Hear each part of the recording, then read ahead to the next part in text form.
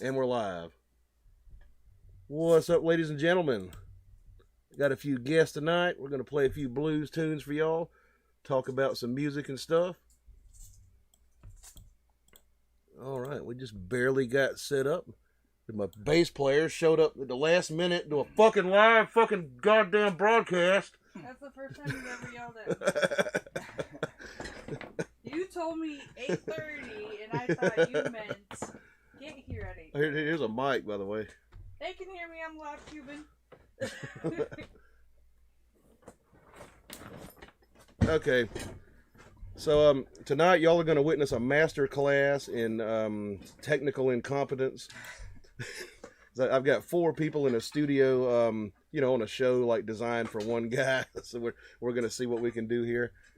I do have a B camera, so we can see Stuart over there.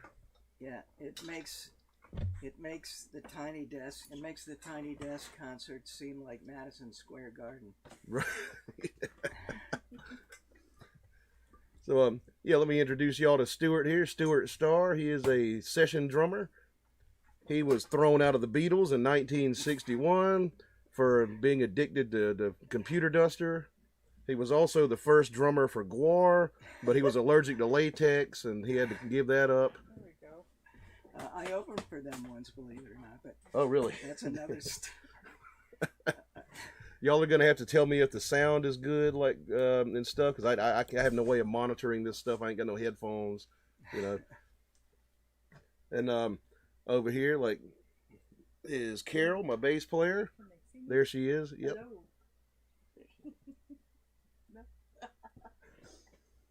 I'm hiding.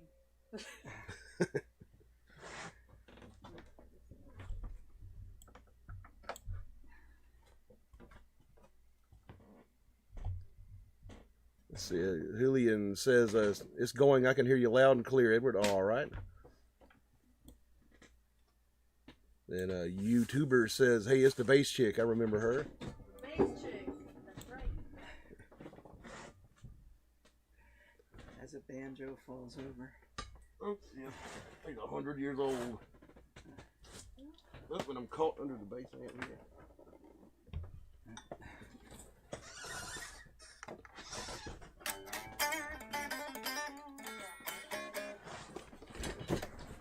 But I thought I'd turn my amp on.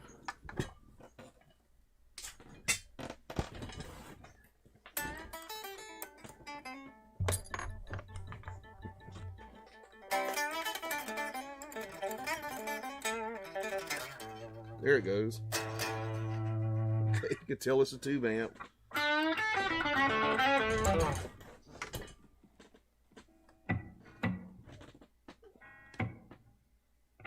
Not tuned either.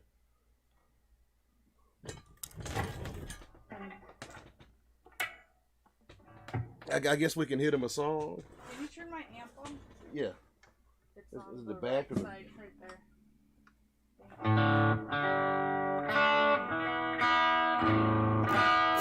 Oh, that's pretty good. Sorry.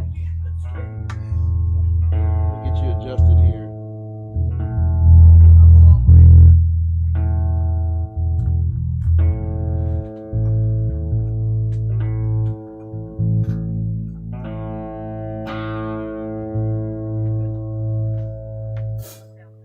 Give me that A.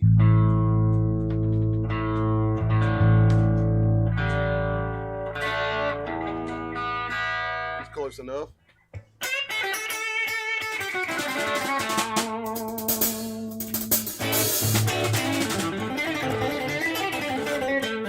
Look at Sunny. Oh, You should sit here. okay. Well, I wanted Sunny to have the back. Oh, okay, I'll check. Yeah, hit you. Let's hit Hideaway, see how that sounds. All right, stand by. We're positioning I ourselves. got your brushes. All right. You need them. They're trying to squeeze in here. This building is a lot smaller than it looks on camera. All ready? Yeah.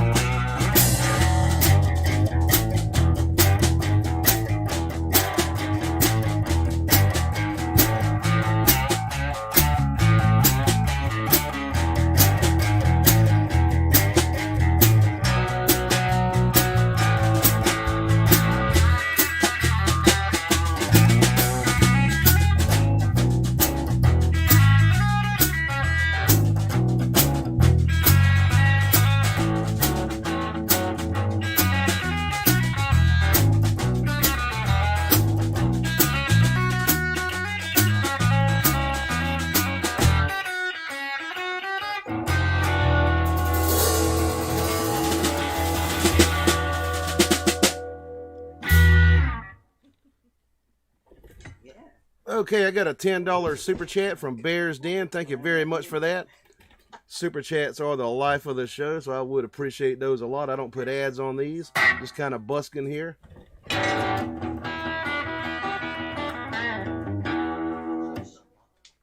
Let's play one more, and then we'll talk about some music you played on, Stuart. What's a good one? Oh gosh.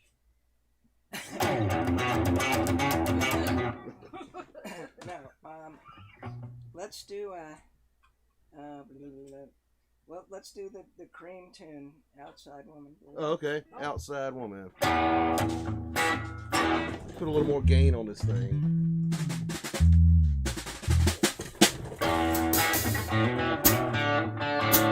Ooh, I'm out.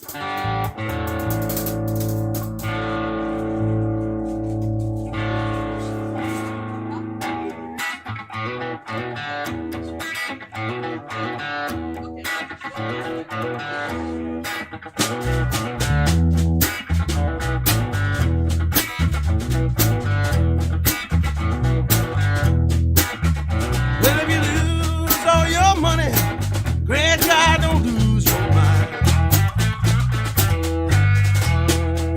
If you lose your money, great God, don't lose your mind.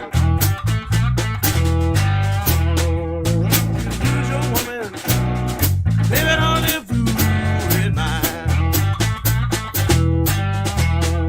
I'm gonna buy me a bulldog, watch my lady whilst I sleep.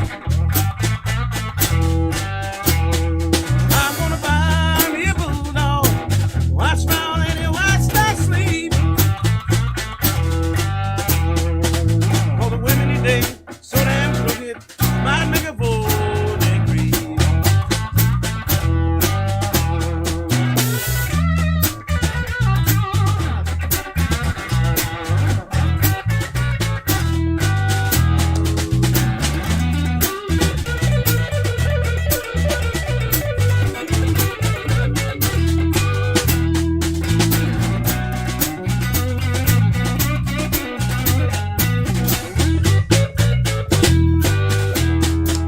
Well, you can't watch your wife and your outside woman. Well, you can't watch your wife and your outside women's too, baby. I will be at home doing you good, whatever what you trying to do. Tell all you married men how to keep your young wives at home. Tell all you married men how to keep your young wives at home. I will be at home doing you good, whatever what you trying to do.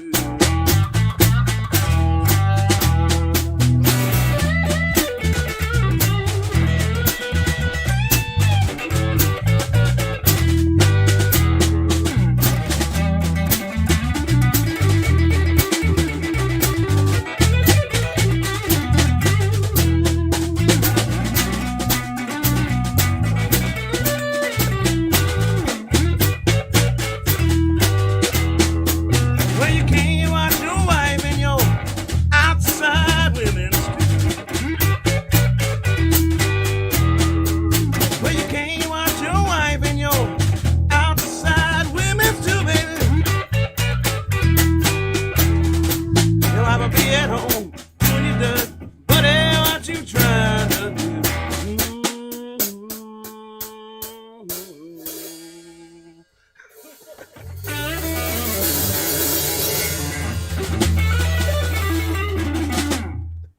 All right, let's get some air in here real quick, and we'll talk to Stuart real fast.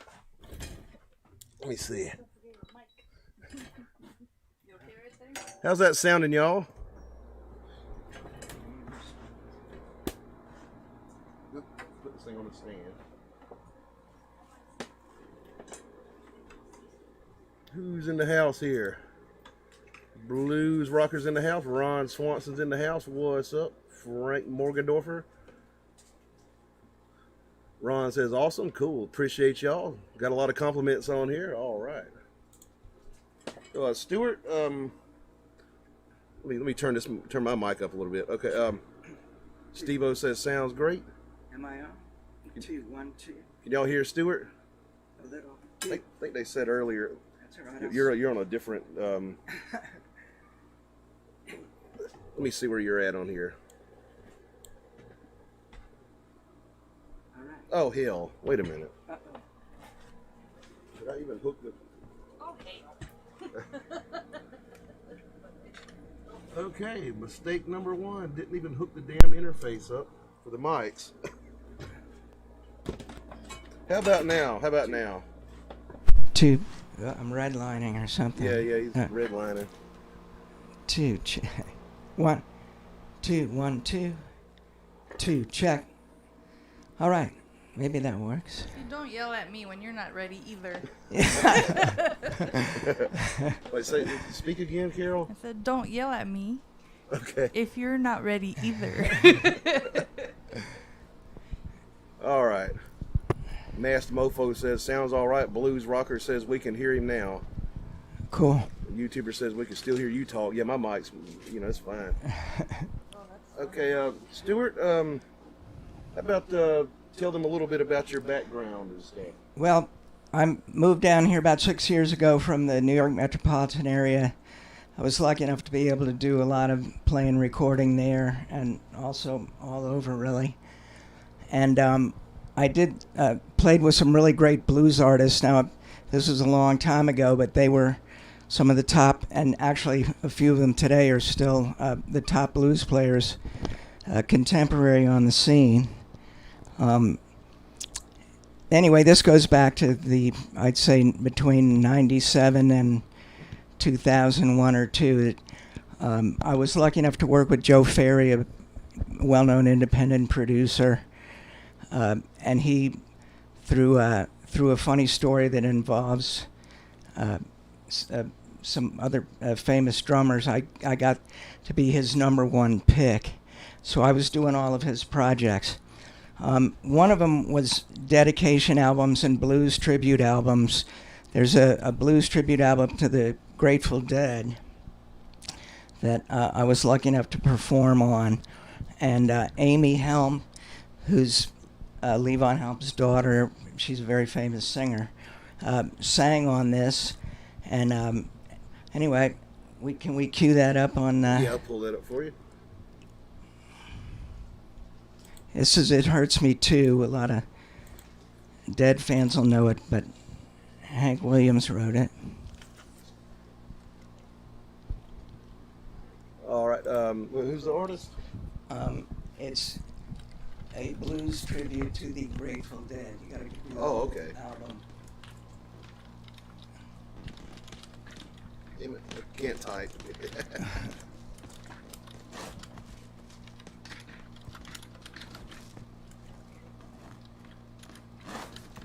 Save that link because we're gonna get more than. All right. And, let me see if I can find that.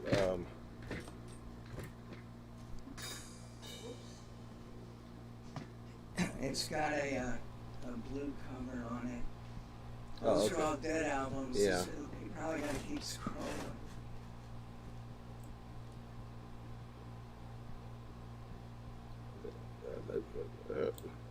There it is. Right there? Okay. Yeah, and that's the song I want. So. Cool.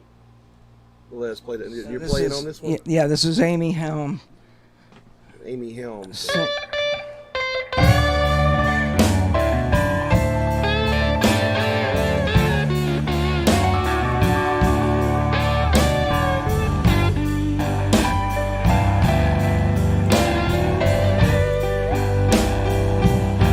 Good sound on this.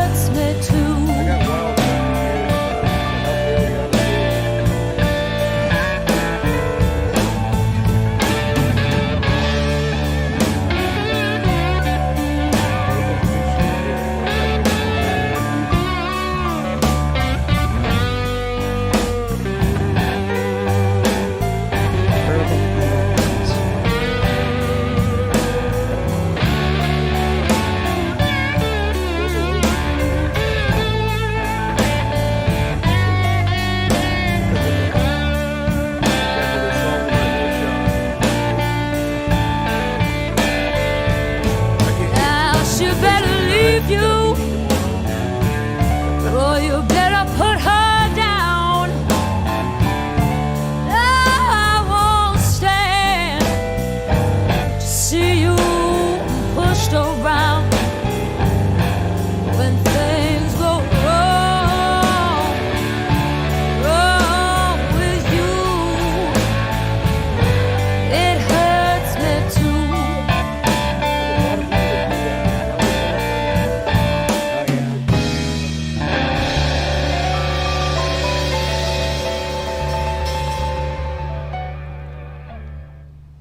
Yeah, it sounded good. There's a song there that Stewart recorded on in New York back in the 90s, you said? Yeah, 99. Cool. A blues tribute to the Grateful Dead. You wouldn't want to hear what I was playing in 1999. Were you born yet? yeah, I was playing in punk bands and shit. Oh, in 8th grade. Ron says, good shit, man. Ogma says, how's the quitting smoking going, Ed? Pretty bad. Let's see, you got another one want us to hear here? We might play a couple. Yeah. So there's a New Orleans when Roxy Perry was another big Oh, okay. star in New York City. There was a whole scene in New York. Am I live talking about this yet? Yeah, you should be audible. Well, there was a whole scene in New York, and some great clubs. The 55 Club, Dan Lynch, Manny's Car Wash, and great New York bands came through, and other blues acts. This one's going to feature Roxy Perry, who has a long recording and performing career. She was actually in a famous band back in the early 70s called Dawn. This is before Tony Orlando joined them, and she sings on the song Candida. But she really got into the blues, and this is her original tune called Shaking Off the Blues. It's a New Orleans feel, so I get to play that style of drumming, which I really love. There's the album, Shaking Off the Blue, the Purple. Okay. Let's check that out.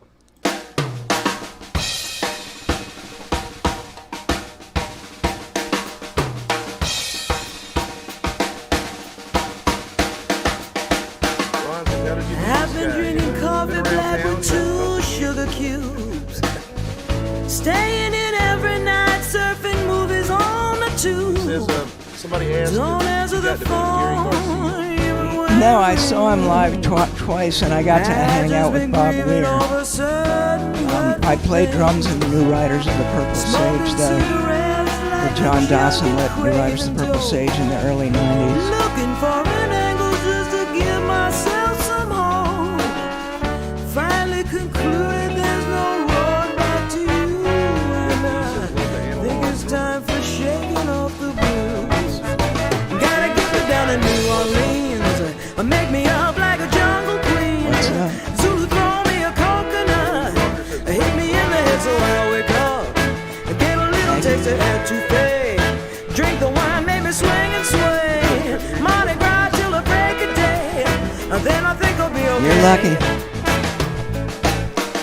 Forget you, I don't think it's likely. Call up the band again and let them try to psych me. To step out on that stage and sing off all the blues. After all, baby, that's what I was born to do. The kids in the uptown clubs will wonder where I've been. If they knew the half of it, they'd say that it was a sin. What's done is done, there's nothing more to do. No. Guess it's time for shaking off the blues.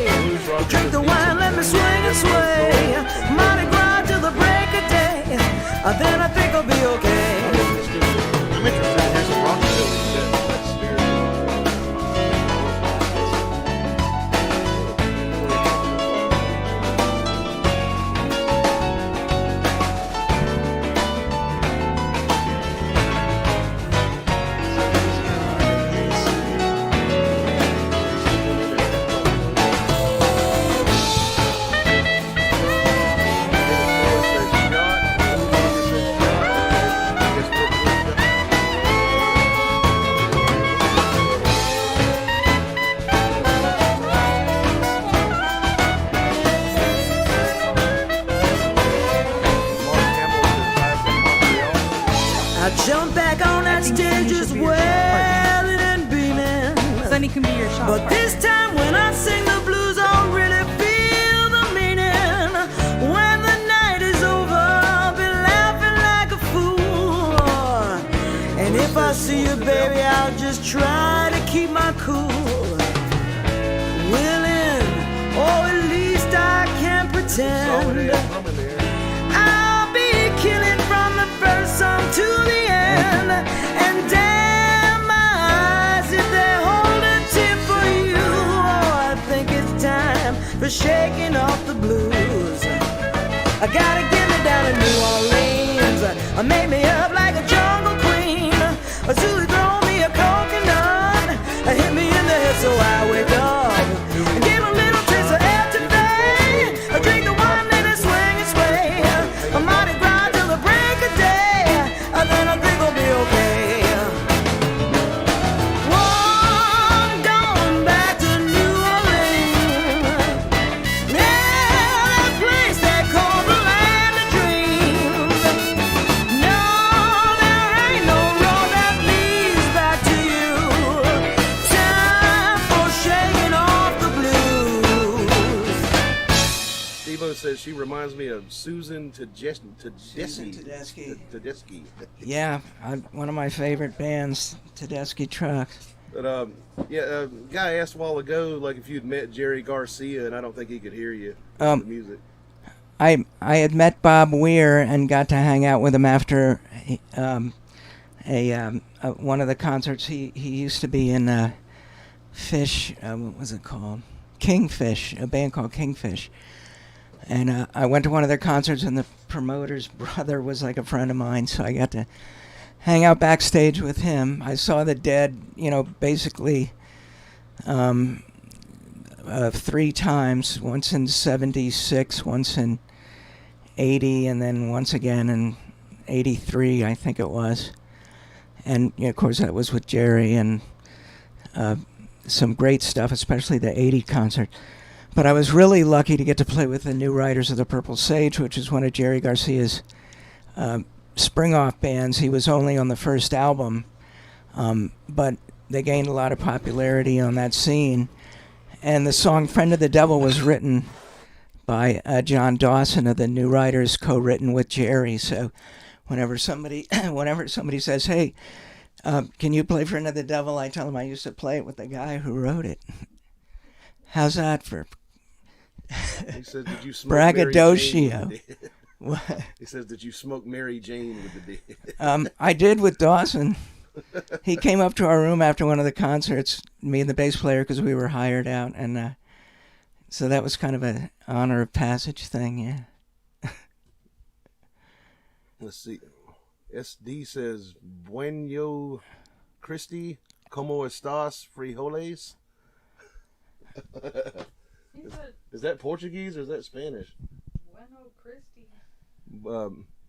She How spelled. are you? She put a tilde over the O. Bueno, I don't know.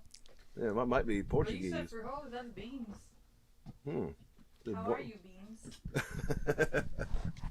All right, let's do a shot for a vote. I mean, a vote for a shot here. Okay, I got some really nice Woodford Reserve here that Sonny brought down here for me, and I got some Wild Turkey. So y'all tell me which one. So like basically top shelf versus complete shit. Woodford or Wild Turkey. Ron says Woodford Reserve. Okay. Mackenzie says Woodford. YouTuber says Friend of the Devil's a good tune. Ron says my favorite bourbon. Scott Whitaker says Woodford. Steve-O says Woodford. Okay, it's gonna be Woodford Reserve here. Bears Den says Woodford. All right, let's try this stuff. I don't know if I've had this particular version of Woodford Reserve. That's good. So, is this like from the bottle? Or? I'm gonna do it out of the patented Ed Phillips shot glass. Okay. Just filthy. Do Actually. you want some? Well, I was going to have like a half a shot, but I think I'm going to change my mind. Although, if that's powerful enough, it might... That's full of ashes. I'll tell you what, I'll give you a half a shot. And, And if I don't fall down dead after the whatever's on the side of the glass, then you can have yours. That's about 2 weeks worth of liquor on the side of there. Yeah, and that's also a little more than a half a shot. Yeah, whoops. It's sterile. Yeah, after I drink this, so will I. I drink so many different liquors, like out of that thing, like different kinds of liquor, like the residue gets on there, you know. You need a chaser. Nick. Christy Bush says, "Man up, y'all." Wow. It's extremely good, but man, it's got, what is it, 86 or more? It's let's see, it's 90.4. Okay. Yeah, it is. It is, isn't it? Sonny, who's off camera here, brought this. I have to thank him personally. Ron says, "Thanks to the special guest for being on tonight, folks." Cheers. This is Stuart Starr here, session drummer, and Carol Lopez, my bass player. We should play another song for him. Didn't somebody Yeah, we're have gonna a go ahead and do request? that after I get this shot. I'm nursing the rest of it. Am I allowed to nurse? Yeah, Am I allowed to nurse the I'll rest kill of it for you if you want. Well, is this your glass? That's the only one I got. This one's got full of fucking ashes. All right, well, here, yeah, you got to kill the rest of it. All right. I'll Thank top you. it off here. I'm a lightweight, I admit it. There's a beer in the fridge if y'all want one too. Beer in the fridge. Sonny might need it. Spill his entire drink. All right, here we go. Woodford Reserve. Cheers. L'chaim. Kimpai. Fucking salute. Prost. All that good stuff. Here we go. Right down the hatch out of the patented Ed Phillips shot glass.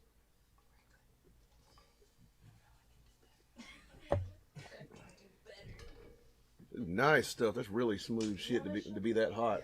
Do you have soda? What do you know? A soda? Not in here. You don't have Chinese soda? I got a. There's a water sitting on that refrigerator right there. Oh, no. Oh, sure. Okay, let's play one. Probably need to turn my mic down a little bit here.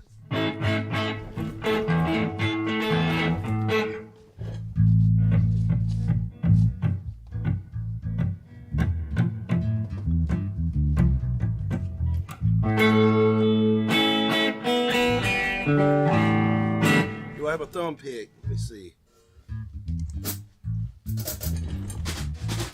I'll use this one.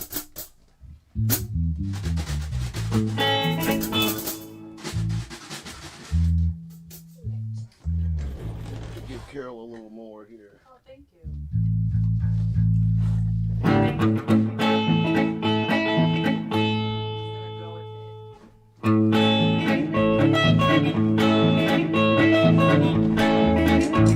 Oh, he's getting adjusted over there. Sorry. No, that's right, go ahead.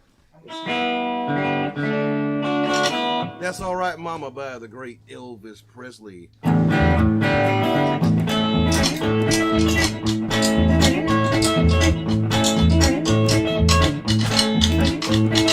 That's all right, Mama. That's all right with you. That's all right, Mama. Just any way you do. That's all right. That's all right. That's all right now, Mama. Any way you do. Well, Mama, she done told. Papa done told me too. Son, that girl you pull it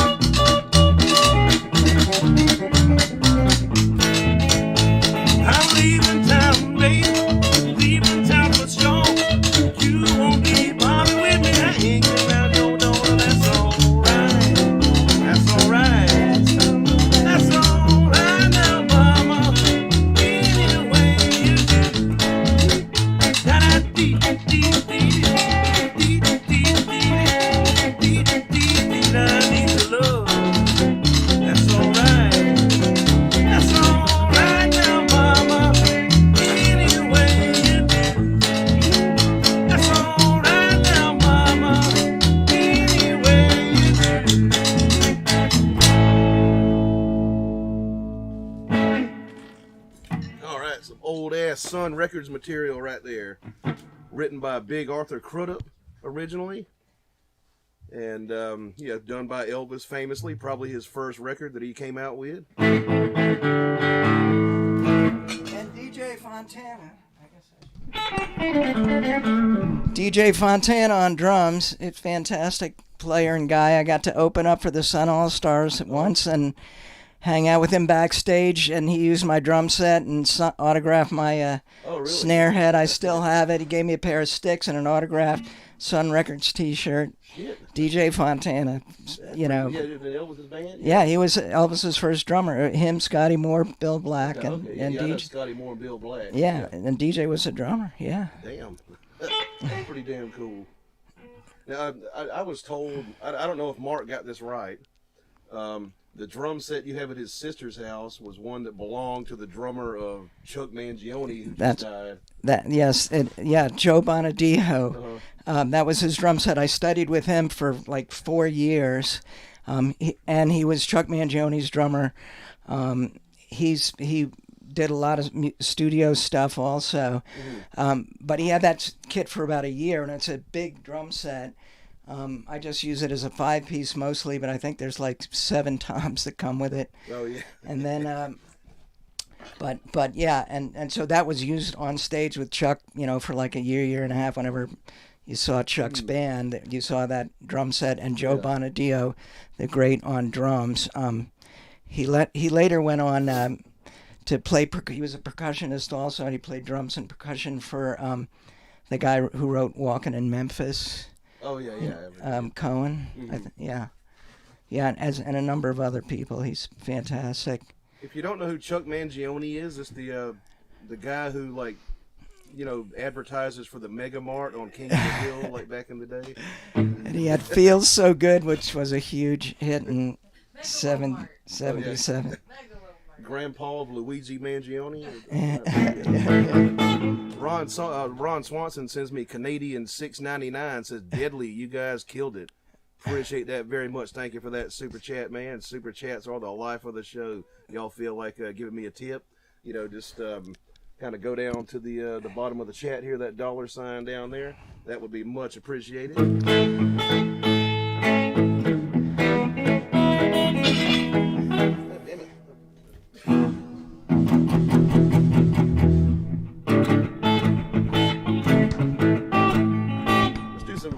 Let's do some hill country.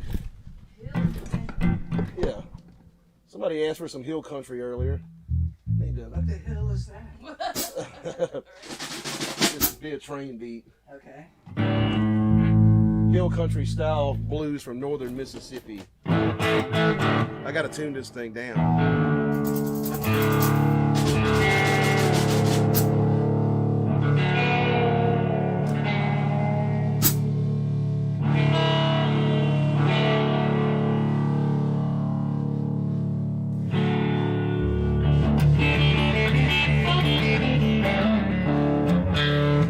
If I didn't lose my damn whatchamacallit, my capo. Here it is. Here we go. Not the one I like.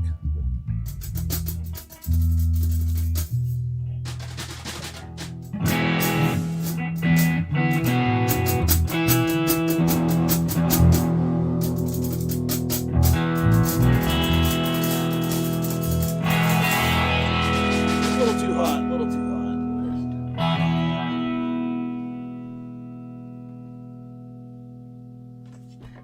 Okay, here's one that neither of these two people have ever heard before, so we're gonna see how it goes. Stump the band. Just give me an E. Not too many chord changes in this one. It's a style of blues where they don't change chords a lot.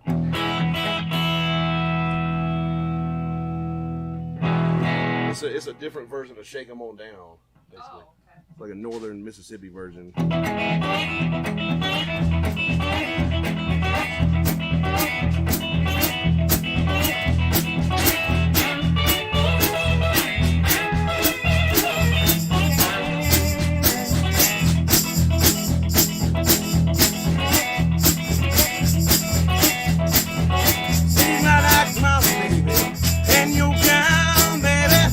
Before they we gonna shake 'em on down, baby.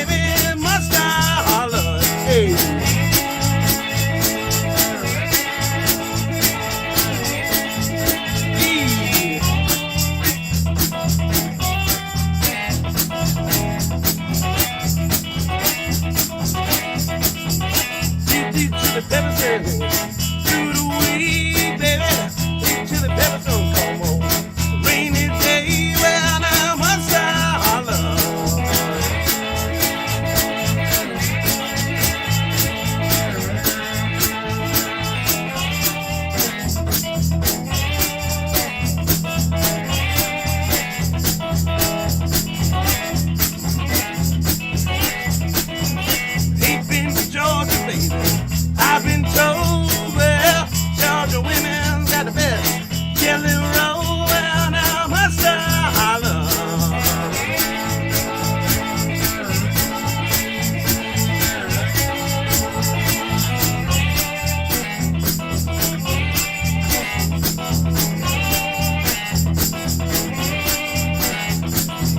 Fix my supper, baby. Go to bed. Well, this white lightning done gone to my head. Well, now must I holler.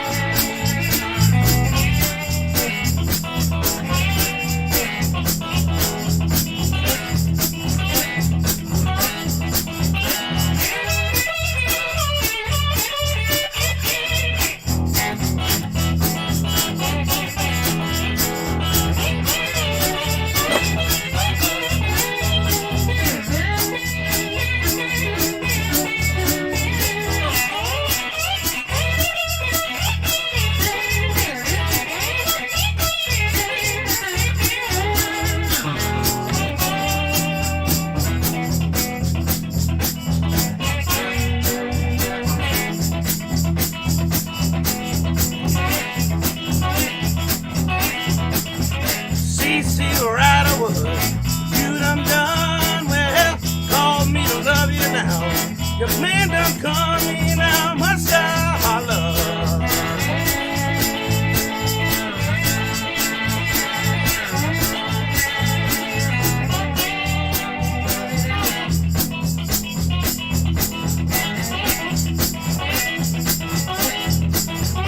Do something to me, baby. Don't know what it is. Well, get me drunk in that old whiskey still. Well, now must I holler.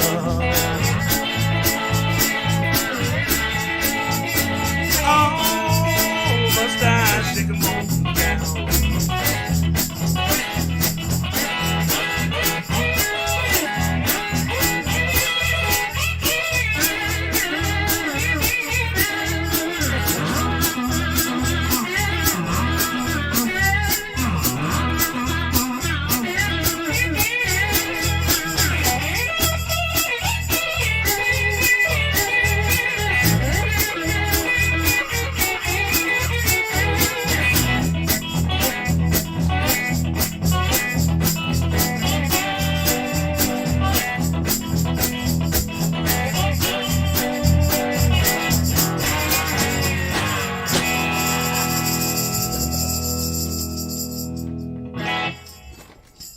Sounding good, sounding good. I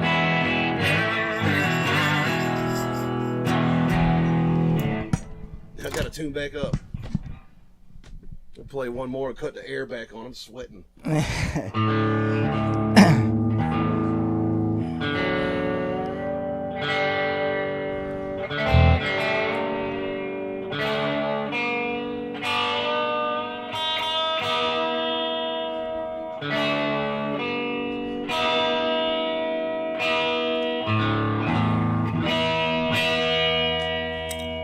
Okay, where's my pick at? On this thing here. Yeah. Alright. It's one of those slow blues songs we do. Which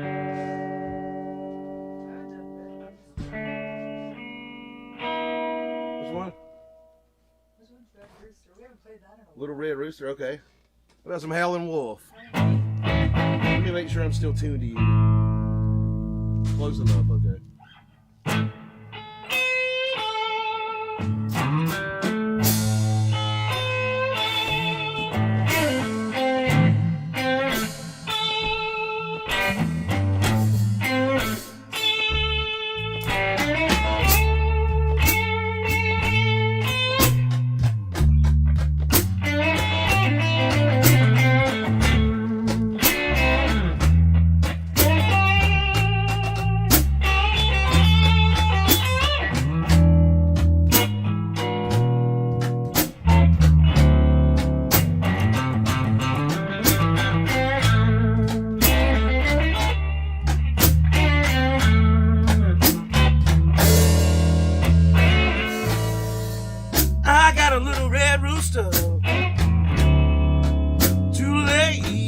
to the Crawford Day.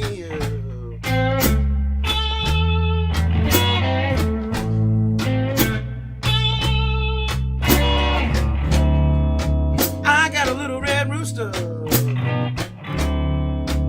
2 lays to Crawford Day now.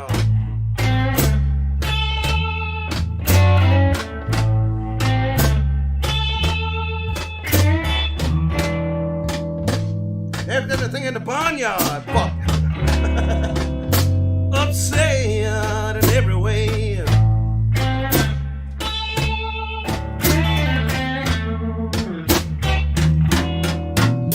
Where the dogs began to bark, baby, and the hounds began to howl.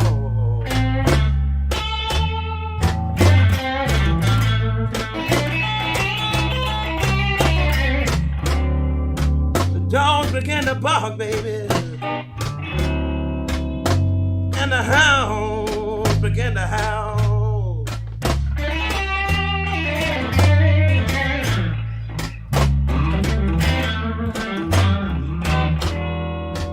Everybody knows, baby, little red roosters on the prowl.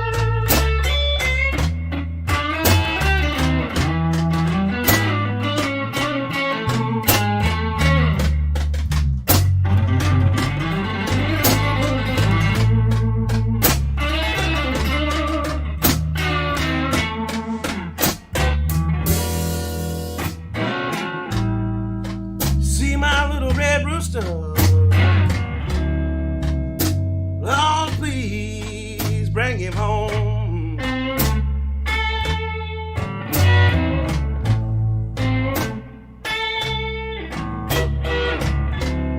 See my little red rooster, babe. Lord, please bring him home.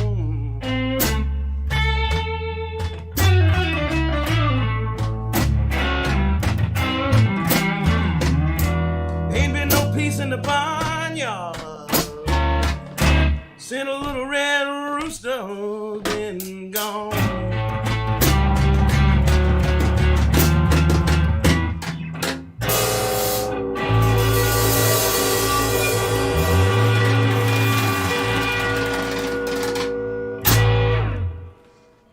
Little Red Rooster by Howlin Wolf. Now I'm gonna cut this air conditioner on. I'm sweating my ass off.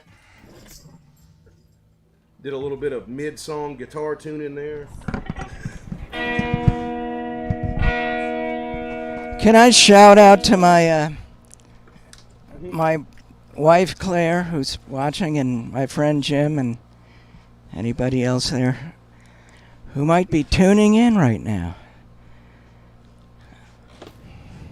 Shout out to Claire and whoever else might be tuning in right and now. Jim O'Keefe. Jim O'Keefe. Whom we all know. Hang on a Just a second. Alrighty. Now, let's see. Let me read a few of these comments here. Jeffrey Albertson says, "Good evening, party people." And Ed, suddenly all worries are gone. What's up, man? How you doing? Steve-O says, "What's shaking?" Herman Crabtree says, "Thanks, y'all. Last few times my stuff didn't go through. Happy blues to all."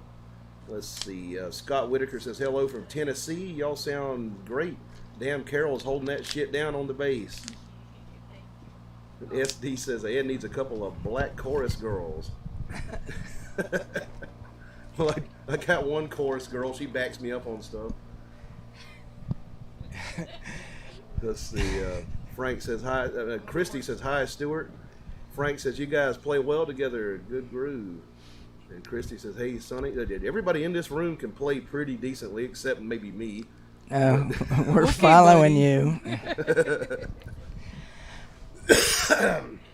I mean, yeah, there ain't no bums in this room. Let's see. Ogma says, "Don't we all need a couple of black chorus girls?" Yeah. Blues Rocker says, "SRV, all right, might do some in a minute after we cool off a bit." Steve-O says, "Just some whiskey and Mackenzie and an evening with Ed." Christy Bush says, "Loving this music." Ogma says, "What's the drummer's name?" His name is Stuart Starr. And he says, "Hi." Now, what was it that you wanted to hear? Some chicken picking, serious whatever you chicken got, picking? man. So I was lucky enough to play with a guy named Matt Ray, who was a Telecaster player par extraordinaire. In 2005, Guitar Player magazine held a Guitar Hero contest. They had like 10 different categories: classical, blues, and Telecaster was one of them. They had 5,000 entries for Telecaster. He won. And he went on to play, he played with Levon Helm. He was a protege of Arlen Roth's. He was in Arlen's band for years, but when he broke out on his own, man, he just killed it. And this is one of his originals. If we can put on number 11. Should be pulling it up. Number 11. Yes, sir. And this is one you played on here? I played on the whole album. If Matt Ray's Twang album, it's okay. called. Gotta switch it.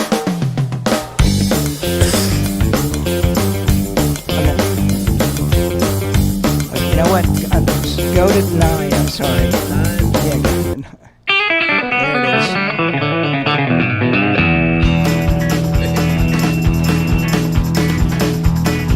This is an original, too.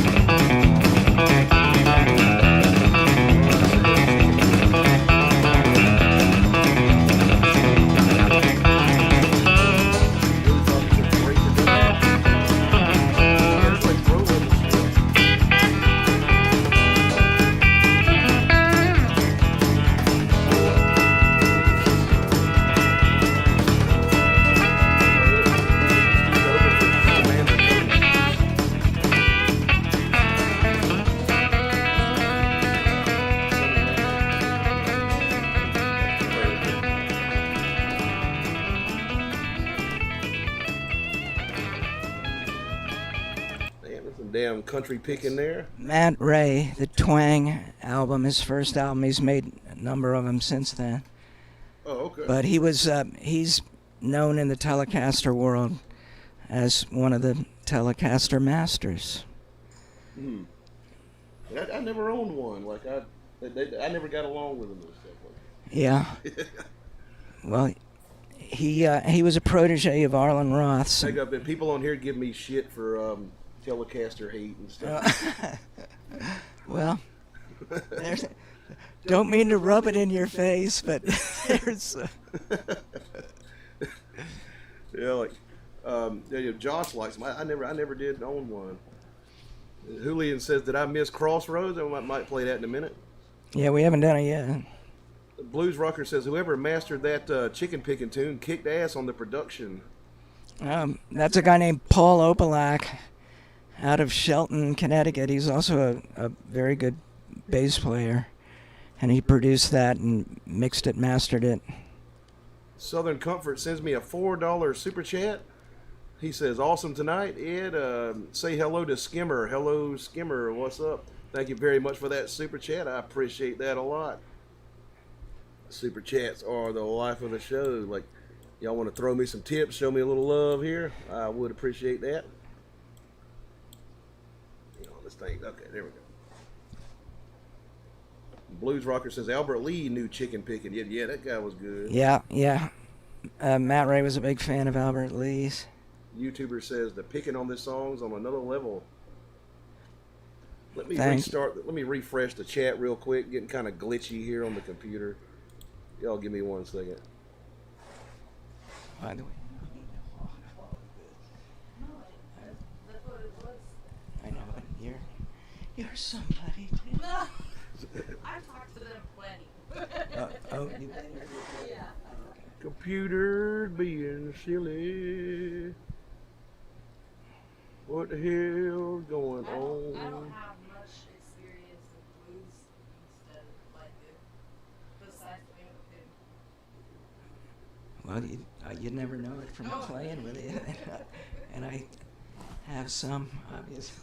I But mean, the thing is, go for jazz, you know. you have to.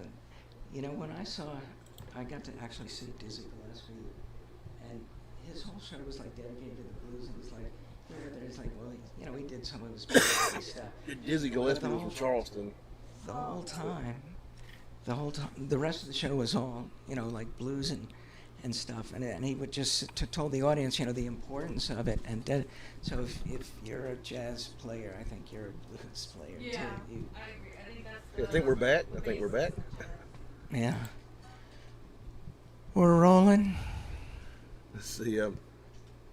Julian says, or if you have time for it, maybe some Shotgun by Lightnin Hopkins. Steve-O says, Carol is steady as an Appalachian thunderstorm. That was a good thing. It sounds very poetic, so yes. You could write a song about that. Appalachian thunderstorm. That'll be my new gamer tag. Just. Yeah, they had a really nice thunderstorm up there last year with that fucking hurricane. That's coming up on the anniversary of that. Oh, yeah. So how long was all y'all's power out during the hurricane? 10 days? Yeah, 8, I think. And Shit, I got really lucky. It was out for 2 days. wow. Yeah. But, We went up to Virginia. We said, screw this, and we got out of here. yeah.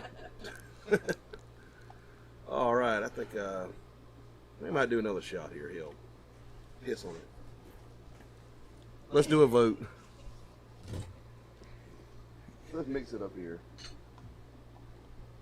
So, you know anything about blues? He knows some rockabilly. That's not blues. Close? So, Okay, chatters, are y'all still with me here? Okay, here we go. His mic volume is low. Let me cut him up a little bit. Your volume or your guitar? Your volume. Oh, I gotta just talk into the mic more probably.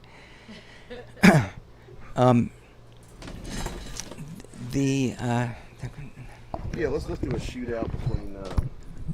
I started watching. Okay, this. we got the We got the Woodford Reserve here. The let's see, double oaked. What are they called? That Sonny was nice enough to bring down here. Oh, you got a mystery drink? Okay, let's replace it with that. What is the mystery drink? I don't know. It's whatever these bad Mormons gave me. Sad Mormon. Okay. Bad Mormon. The mystery drink in a flask he got from some bad Mormons. And They're our and the other friends. one, probably not much better. We got some Carolina spring water. Totally legal. But I promise that the mystery one is some type of very high quality whiskey. I just don't know where it's from. Okay, he says it's some kind of high quality whiskey and doesn't know where it's from in the flask here. So I mean, the mystery stuff or the Carolina spring water.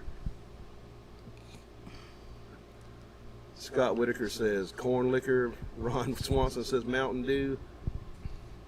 Get them votes in, y'all. Your vote counts. All right, well, take a swig of the mystery drink and All right, then take go a little for sip of it. Mountain Dew. SD says hot mic. Is that my mic? Okay, let me turn my mic down. Do a little swig of it.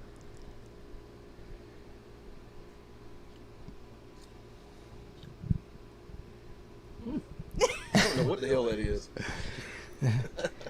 Do those Mad Mormons got something going on there, or is it? They're very bad Mormons. They're our friends. They're also from California, and every time we go over there, we go to hang out, and they always fill up Sonny's flask with some type of really good quality whiskey. One time it was like what was it, Japanese whiskey? Now the mystery drink is winning. Suntory? I know Suntory Japanese whiskey. Okay, I think we got the most votes for the mystery drink. Let's do an entire shot of this stuff. Do you want to try it? Nah. No. It's got some color to it. Well, actually, I could take a shot out. Can I have a shot out of this? Yeah. And I've got some. It's really good. Her mic is too low also. She puts it I down. can talk She- Gotta learn how louder. to broadcast. No, we're terrible. You gotta terrible. eat that fucking thing. You gotta be like, hey, what's up, man? Okay, I will do that. I was going to say, I got some for us. Oh, is that edible? All right.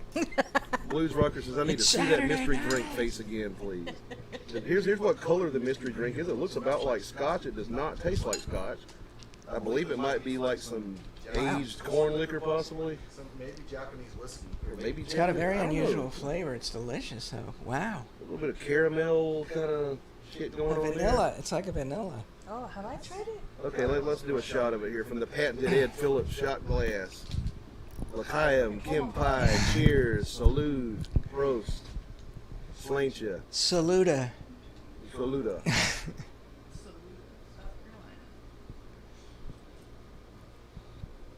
That is very good. I mean, it doesn't taste like scotch, but I mean it's got similarities to it, but it's got like a little more caramel in it than a scotch has.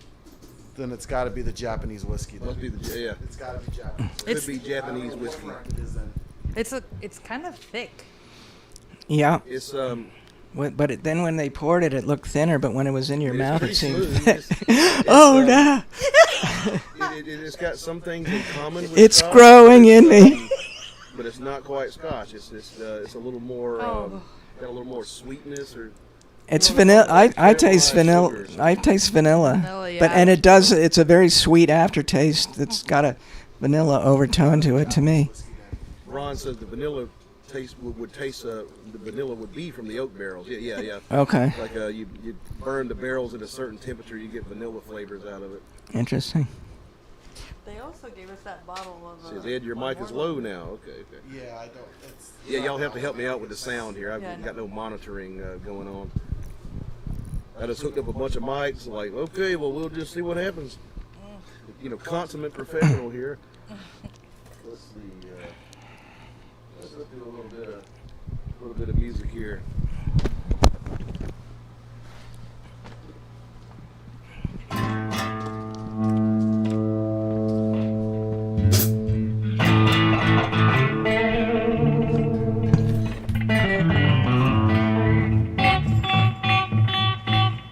Ron says turn his down a little bit, slight echo. Like whose mic do you mean, Ron?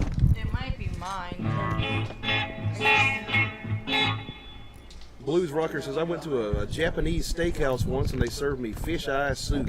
Never again will I put Japanese food or drinks into my mouth. Yeah. Ron says one of theirs. Hang on. All right. Mad Max says, good evening, Ed. What's up? He says, I think the drummer's mic's too loud. Okay.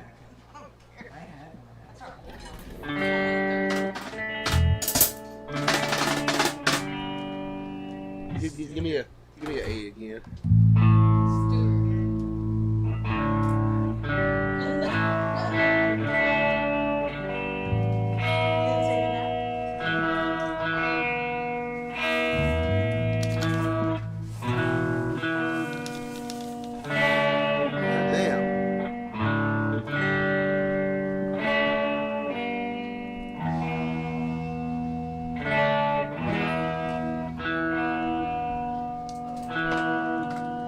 Ear here.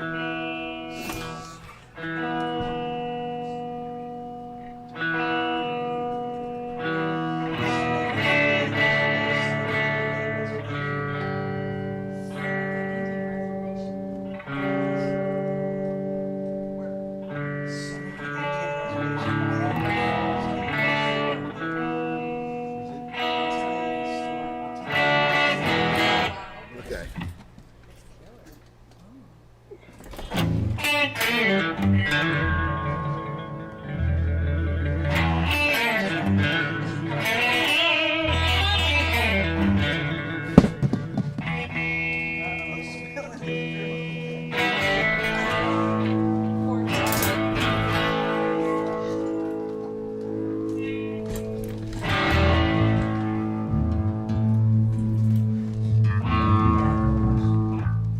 Crossroads, I'll do like a little bit slower version of it.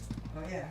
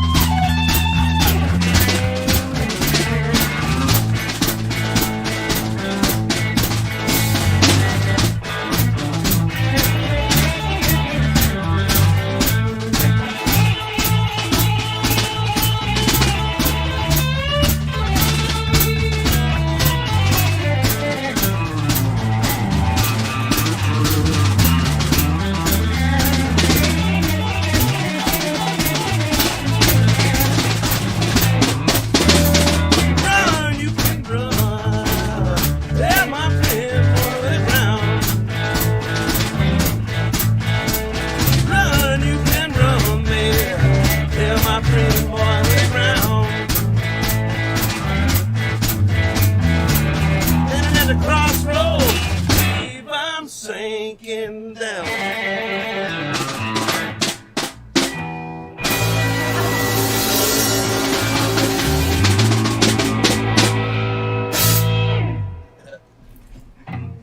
See, Ron says a drum is loud with the drummer's mic being so loud. Okay, the mic's picking it up. Well, all drummers are loud, Ron, sorry.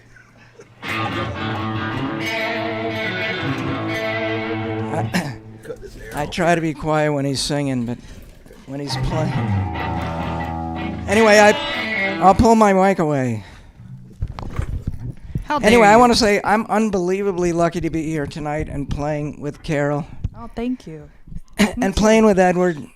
This is so much fun for me, and I'm so fortunate to be here, and I'm so grateful to Edward for bringing me on the show and being able to jam like this and talk. But this gentleman is, you all who are watching, is just an absolute scholar when it comes to the blues and the multiple styles that he's familiar with and can play and loves, and it shows in his playing, is remarkable.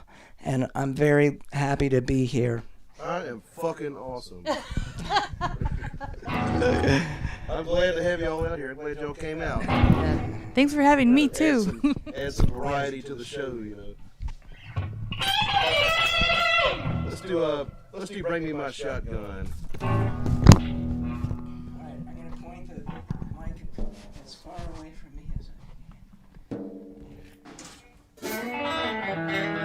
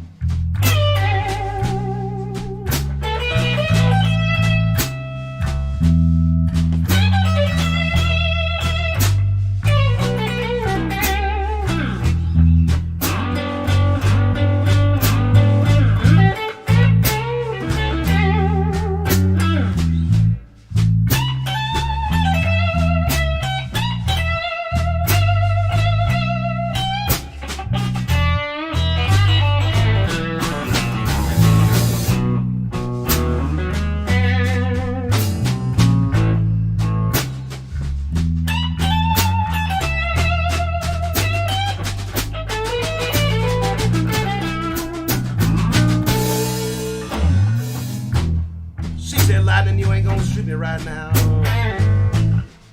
I'll just dare you to try.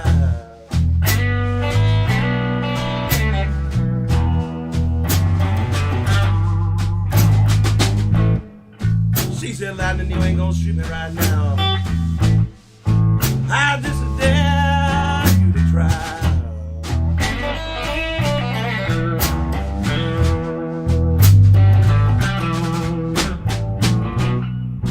Only reason I don't shoot you right now, my double barrel shotgun just won't fire.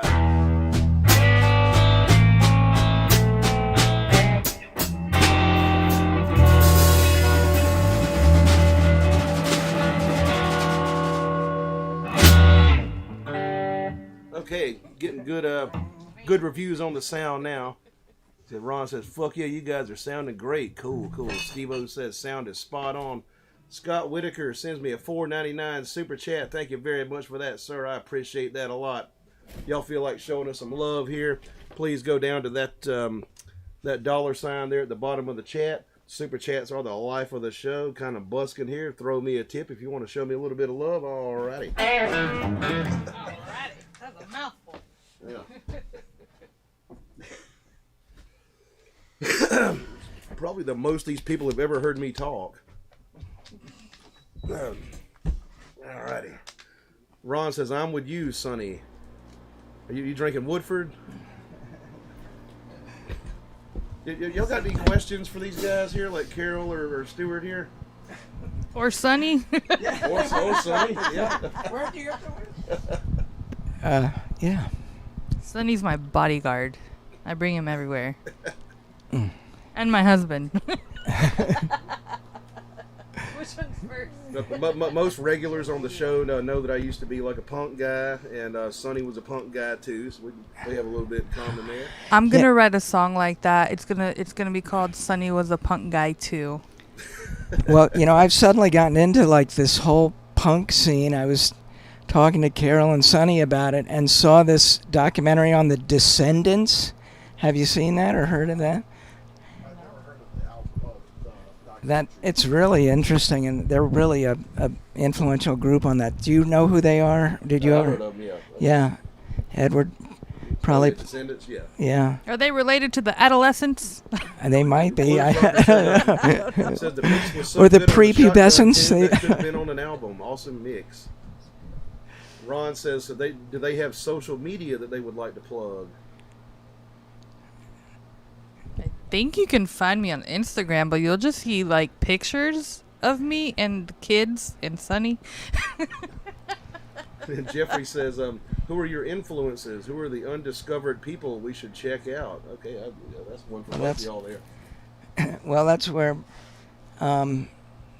if you're, if you want to tie this to another tune, I know you've probably played Spoonful here a million times. But I've got a recording on that same Tribute to the Grateful Dead album with Michael Hill of Michael Hill's Blues Band. Mm-hmm. They were signed to Alligator Records for years. He's a fantastic singer and player. If we can, same album? It's on the Grateful Dead one, yeah, tribute album. It's a blues tribute to the Grateful Dead, right? Yeah.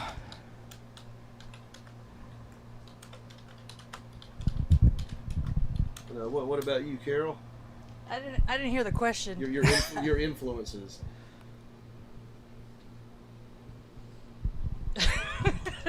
So hard to nail it down. Jaco Pastorius, Paul McCartney, Chris Squire Spoonful. from Yes. Who? Chris Squire. Oh, really? That's interesting. Those are Abraham Laboriel. Sure. Victor Wooten. That's senior, not junior. Yeah, Junior's senior, a drummer. Yes. Junior plays for Paul McCartney. Yes, he does. And he's amazing. He's a beast. He is. He's perfect. I've seen him live. But Senior's got some amazing recording creds. And yes. He played with Who Stole Mario. Have you heard of him? He's a saxophone player. No. I've got him. He's on a Manhattan Transfer album. It's like really amazing. He did a trio with Who Stole Mario and Alex Acuna. Okay. So I got to meet them because Oh, I awesome. played at a like a Christian convention with my dad, and they played like instrumental, but man, and they're so laid back and down to earth. Alex Acuna and my dad have recorded together. Really? Oh, awesome. My dad had hired him for Scott some Whitaker stuff. says, this is Scott's wife. How long has Carol been playing bass? And by the way, we've been listening to your album non-stop. Great work, Country Blues. Appreciate that. I've been playing bass since I was 7, and I don't want to say how long that's been. So at 17, it's 10 years. That's a long time. Blues Rocker says, did Carol study John Paul Jones? She has the tone of those early Zeppelin albums. Well, I did grow up on Led Zeppelin, so that would Yeah, make some good sense. stuff. Ron says, let's see, don't think so. Just use your keyboard to hide under Bud. We'll make you brave enough to disrespect. He must have been responding to somebody else. Okay, let me see here. Here's a song that Stewart played on. This is on an album called A Blues Tribute to the Grateful Dead. This is Spoonful. So y'all have heard this on the show quite a few times. It's featuring Michael Hill of Michael Hill's Blues Gang. They were signed, Featuring Michael Hill and Michael Hill's Blues Gang. but I'm on drums.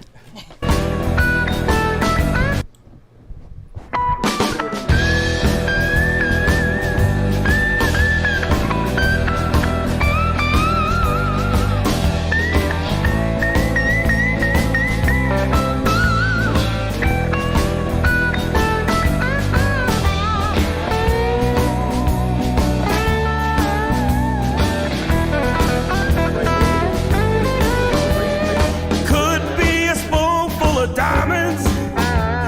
It could be a spoonful of gold. Just a spoon of your precious love satisfies my soul.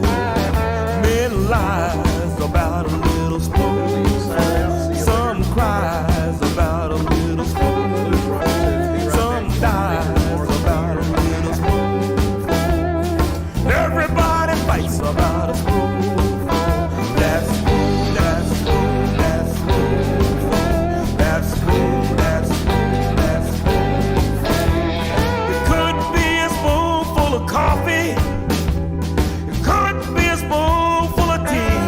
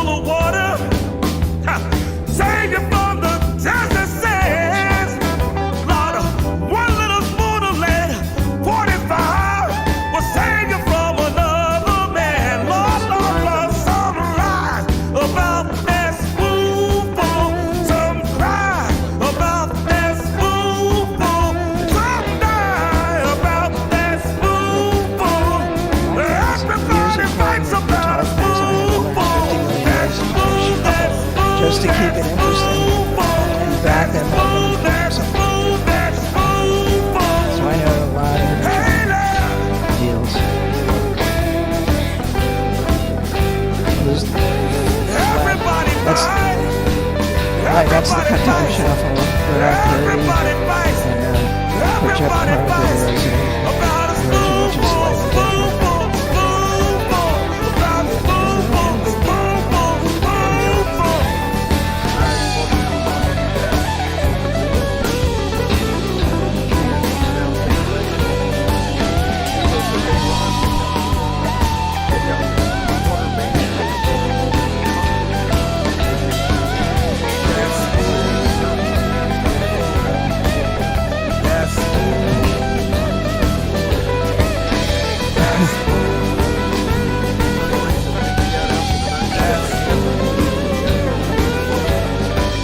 Thank you. You should start a band.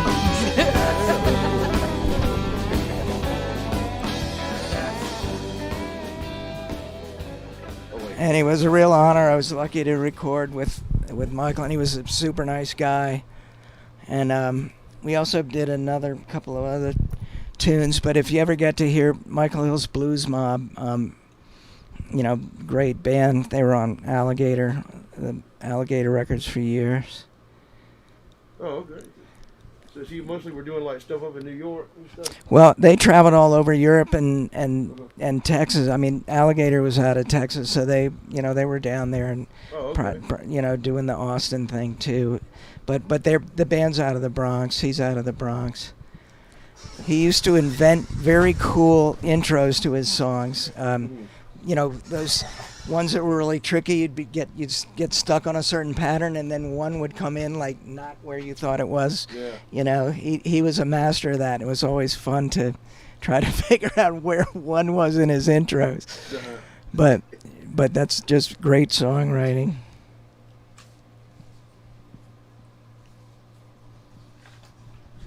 It sounds really good. You're a great studio Thank you. musician too. Well, thank you. I was lucky to do all of this when I did it. So, That's awesome. and it was Ron a long says, time what was ago. the best blues gig you played in New York?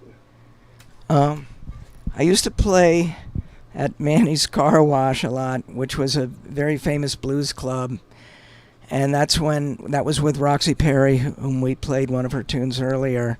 But we'd have some really good musicians. Richie Kanata on sax, he's Billy Joel's sax player. And then like Jimmy Vivino would come and sit in if he used to be with Conan O'Brien's band, and just some really great players. That was the only talk show I would watch was Conan O'Brien back in the day. Yeah, well he had that great band with Max Weinberg, a drummer, actually leading it. But those were my best blues gigs. I did some big ska and jazz, and when I played with Duke Robillard, I did play in front of. I played the Tampa Bay Blues Festival in front of about 5,000 people, and that was fun with Robin Ford and the Fabulous Thunderbirds on the bill, and yeah, and we all had we had the campers behind the stage, and so I'm hanging out with Robin Ford. I'm sharing a limo with him and shit, and yeah, that was a lot of fun. And Tom Breckline played drums for him. He was with in the original Blue Line, and he was really cool. I got to hang out with him. He's got the old banjo out. Yeah. You got any spoons in I'm here? gonna troll my band here. Y'all want to troll these fuckers? What? This is mountain music. Okay. Yeah. I need my. This banjo's not fit for playing straight bluegrass. It's like an old timey. Look, it's a 100-year-old banjo here with a calfskin head on it.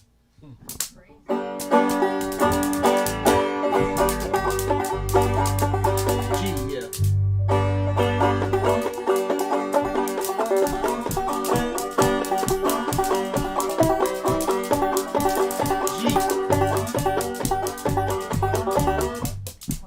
Fifths. Okay, Fifths. making sure.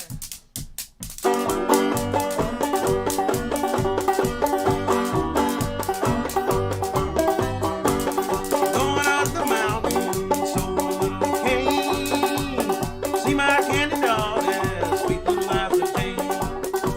I'm going to Rocky Island, ho, ho. See my candy dog.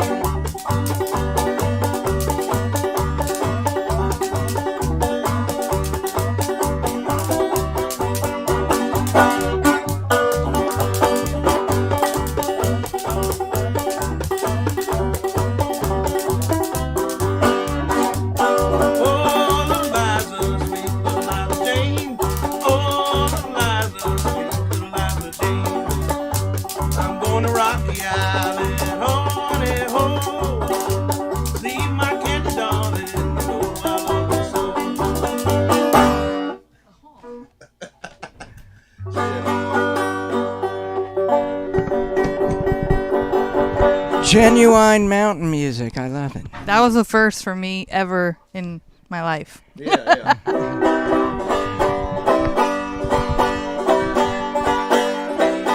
Well, if I'm gonna play this kind of shit, you know, probably need a shot of white stuff. Shot of white stuff. Not the kind of white stuff that Stewart did in the 80s. I'm talking about this other white stuff. I was always too poor for that, fortunately. What do y'all say here? The you know, the more kind of homespun stuff here, the totally legal Carolina spring water, or this Sugarland Shine Mountain Legacy from the store. Which one? All right. He votes for Mountain Dew. Ron says local stuff. Okay. I don't know. Beware the stuff in the green bottle. That's what I say. Steve-O says homegrown always. Okay. Well, the other one, is that like a boutique Mountain Dew? Yeah, let's do some stuff from Boutique Gatlinburg. Boutique moonshine. It's come from Gatlinburg. It's pretty good stuff. Oh. Look at that fancy label. It's a little hot. It's 60% alcohol. Huh. That looks like it burns. That's 100 proof, right? Okay, they're all voting for the fresh local produce here. Man. Can I smell that? Yeah. Really smooth stuff. Y'all can try that if y'all want. Is it wine or is it like a vodka or I think it's like just clear moonshine? Proof, but it's moonshine. Okay. I'm sorry, just totally legal Carolina spring water. If anybody wants some, just let me know. You'll probably never have any of this smooth again in your fucking life. Because it'll be the last thing I do, mister. Yeah, pass that. Here you go, mister. Alrighty. Why is there chunks floating in here? Are there? I don't think there is. It's just a reflection. It hadn't killed me yet. I've drunk half the bottle. I can't tell. It might be ash. Who cares? You've done worse. You've done worse. Worse in my mouth. Don't say that either. Don't do it, boy. You should have seen some of the shit I had to drink with my dad. If there are chunks in here. Valid question. All right, here we go. Cheers, l'chaim, salud, himpai, prost, skull, all those different cheers in all those different languages. Right down the hatch. Xi Jinping. He said to Xi Jinping. Winnie the Pooh. Cheech and Chong.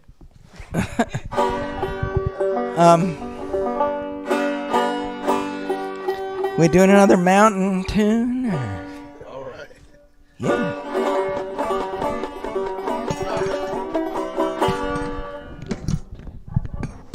How was that? That was smooth. Very smooth stuff. It's like drinking the tap water. Blue Moon on that one? Huh? Blue Moon of Kentucky? I can't do it on here. We can do Mountain Dew.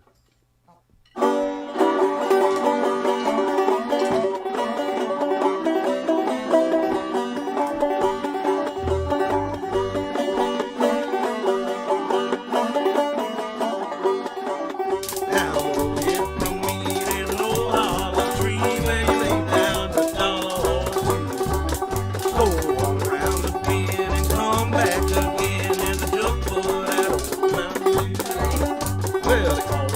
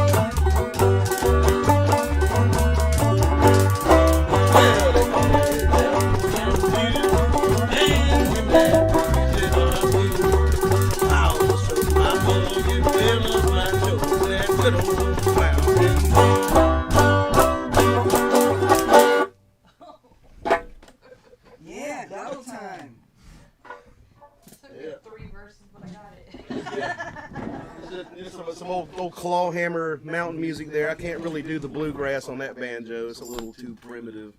I broke the one of the tuning keys on my more modern banjo. We're a cigarette right now. Yeah, just to troll my band members with a little bit of bluegrass and mountain stuff. I'm down with it. Right here on the Ed Phillips Mountain Show. Hey, good job, though. Thank you. I'm having fun. I think I'm going to reward myself with another half shot of something that might be. Okay, what? Can I have a little? Yeah, here's all the here's the liquor cabinet here on the floor. Oh, Edward stole your Woodford. Some Woodford. Somebody said I could have another shot of the good stuff. Okay. So half, just a half. Where's my shot glass? I should have brought some out here. I got some now. Yeah, there you go. Just so the audience knows, I'm keeping up with Edward here, sort of.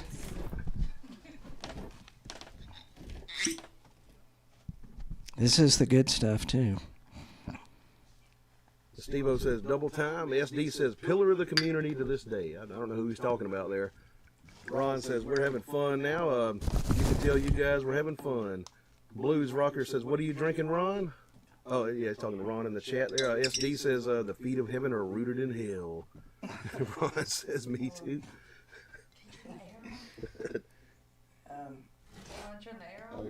Oh, yeah, let me turn the air on a minute. Yeah, they're burning up in here. I insulated this building very well, and it stays warm in here. All right. I'm having a shot here. I'm going to dedicate it to the audience out there, everybody listening. Thank you. Get it. Ron says he's having a shot. He says bourbon and rye. The Blues Rocker says we can't hear the AC. Well, that's good. Then leave it on. Victor Swinson says great times. These are indeed the good old days. Ron says not together, LMAO. Mackenzie says, do you guys know any Little Feat? I don't know none of their stuff. Kind of a prog band, weren't they? No. But they actually did this amazing version. Now we're going. I've called Lonesome Whistle Blows, and that is by Hank Williams. Yeah. And that's a slow blues. It's the original version's in 3, but they did it, and the version that's on Hoy Hoy is just amazing. Bonnie Raitt's a backup singer on it and stuff. But that's the only bluesy kind of thing and if you don't know it, then you can't do it. Yes. I mean, I know the Hank Williams version. Right, that's in 3. All alone. Yeah. All alone, a bird of shame. Yeah. That's in 3. Frank, Well, anyway, sorry about the no Little Feat thing. Ron says the AC is fine, guys. It never bothers me. Steve-O says Maker's Mark and a little of the good herb here with Kinsey. Frank says a real treat for the fans. Thanks, Ed. Yeah, that's that man's got it going on. Martin says give him some white stuff. Uh-oh.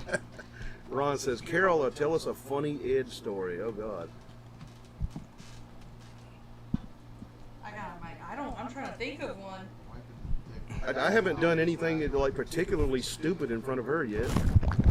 Might have to ask one of my old bass players. I think I share a lot of embarrassing women stuff in front of the guys when we're going on a long road trip. And the things Don't that you wish he to share says, some of I'm those not at this gonna time? share what I say. But, like, just the things he says in response, like, to compare the man to a woman. Like, all you gotta do is get a rag and wipe it and we're done. That sounds like a Mark statement. That's what she said. I just like to make it uncomfortable sometimes just to see how they react, but it ends up being funny. So, Well, there you go. a band is the what do you call it? The what's the word? That mic a little closer. You could probably. I'm trying to think what I was gonna say. Dysfunctional. A band is a dysfunctional family that you choose. Okay. I like that. That goes along with, one of the reasons to be a musician is because it prolongs the post-adolescent period of your life. So. Yeah, pretty much. Yeah, I still got the mentality of a 16-year-old. Yeah, there you go. And so do I. Christy says we're watching you, Stuart. Mackenzie says China White's one of my favorites from them. Talking about Little Feet, I guess. Yeah. That's a really fast, instrumental. Ron says that's the truth, Carol. That's why I did it.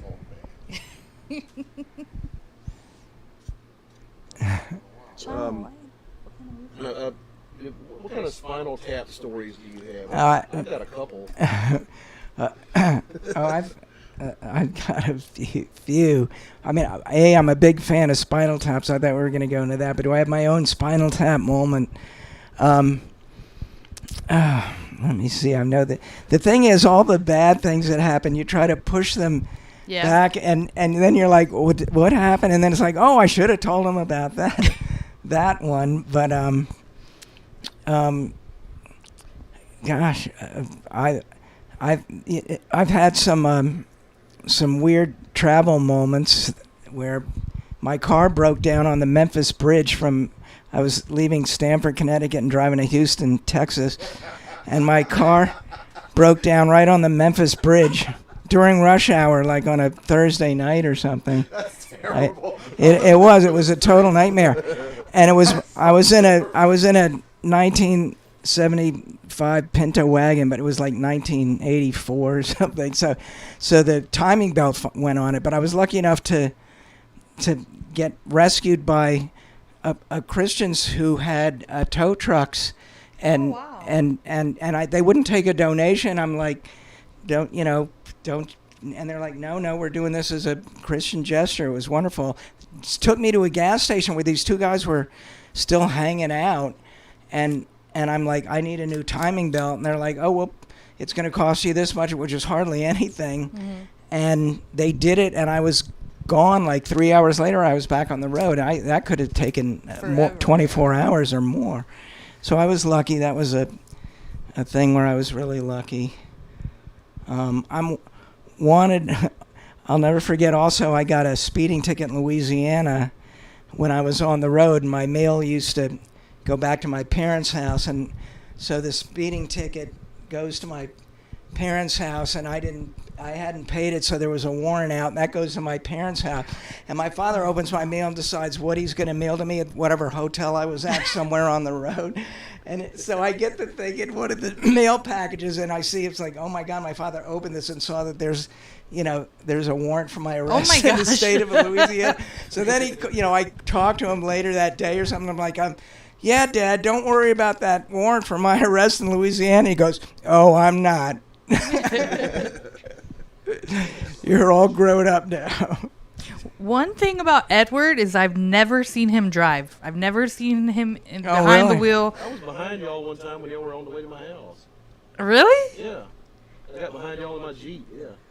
I don't remember that. Well, that's because he was behind you. Yeah. He didn't want you to see it. We were on your way to your house? Yeah. When I go to these gigs, like, I usually get somebody else to drive me because I drink at the gig. Even when you don't drink, though. Yeah, like, I'm pretty lazy when it comes to driving. I hate driving. And, like, if somebody's like, I'll pick you up and bring you to band practice, I'm like, okay, fuck. Takes a shot before he leaves. And then Right. Well, my friend Mark Howard, who is your drummer in The Blue, is the most wonderful cat in the world. And he does do a lot for the band The Blue, include driving you. That is a so loyal I want to man. shout out to him because he's a great drummer and he's also a very loyal friend to all of us here in this room. Good old Mark, we had him on the show one time. I think it was like the birthday episode we did. Cool. That's one thing about Mark. He's very loyal. Very. Yes. Yes. If you do drive with me, if you ride with me, like, make sure your health insurance is still good and stuff. Like, oh God. Okay. like a shitty driver. life insurance and everything. I drove my daughter around a couple of months ago, and she was grabbing the door handle, like the whole time, like, oh, come on, you're all right.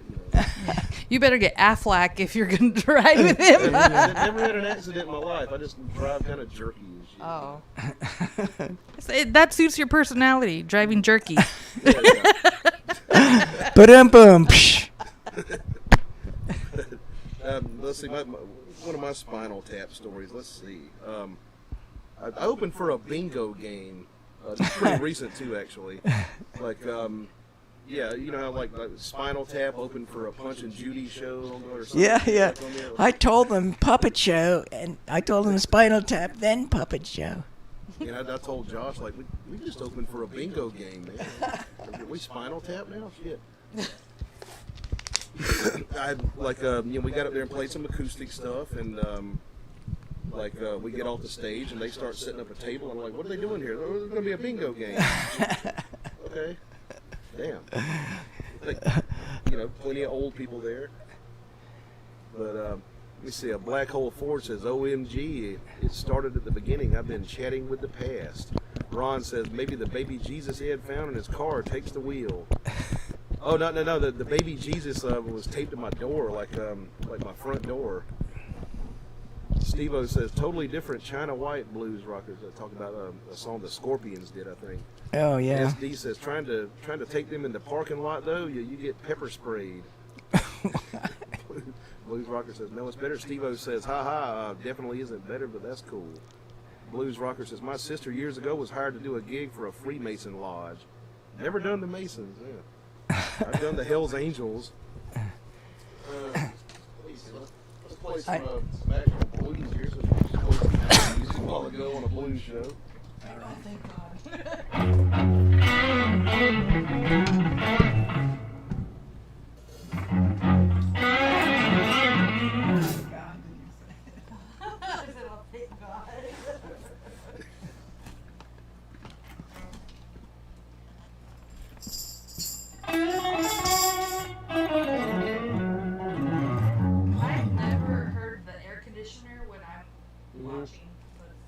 Yeah, it's not too loud, yeah.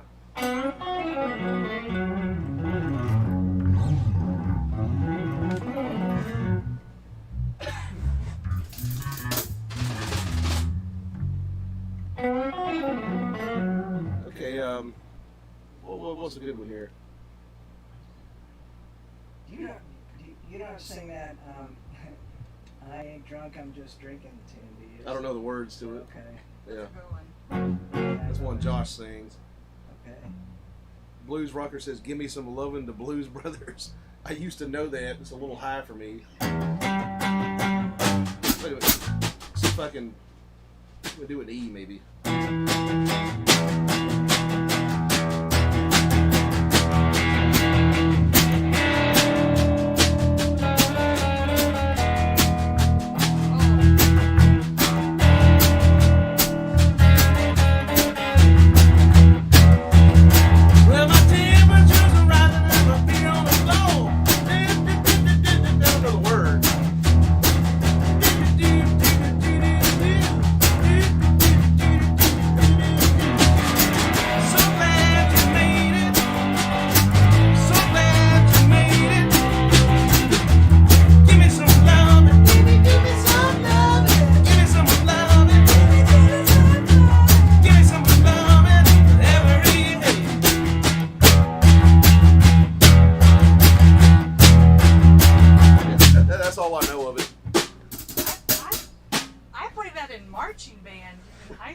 There's a song Steve Winwood did with some band like back in the 60s. What was that damn band called? Traffic or Blind Faith? It was before Traffic. Oh, it was the Spencer Davis. Yeah. Steve Winwood sang it. Yeah, that was... I'm going to do Sweet Home Chicago. Okay. Blues Brothers.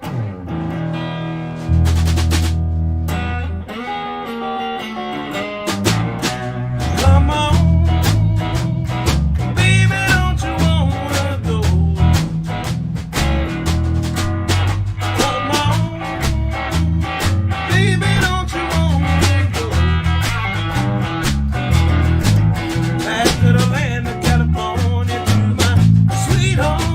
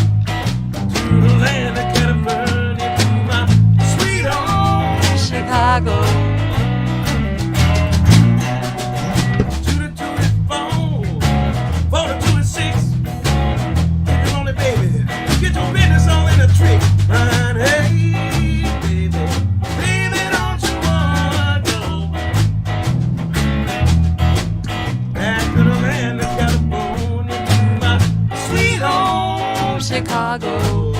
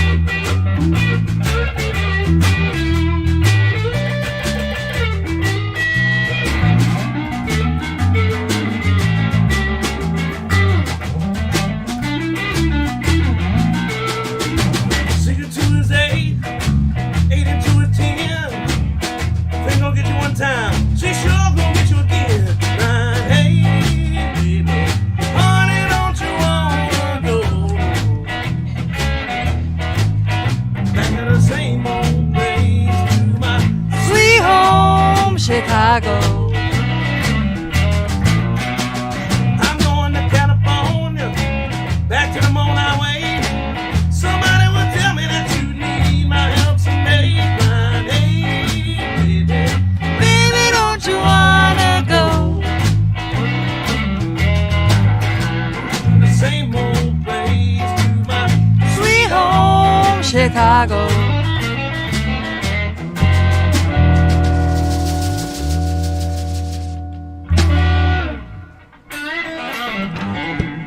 Thank you for being my mic stand.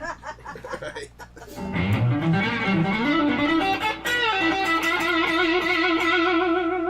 What was that one I was thinking of? Somebody asked for a Stevie Ray Vaughan song earlier. And what else we got here?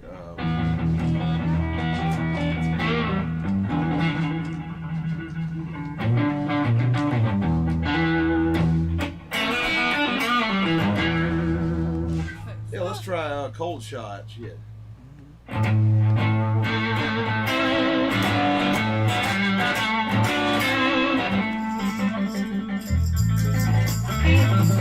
We've got to get the tambourine stick out.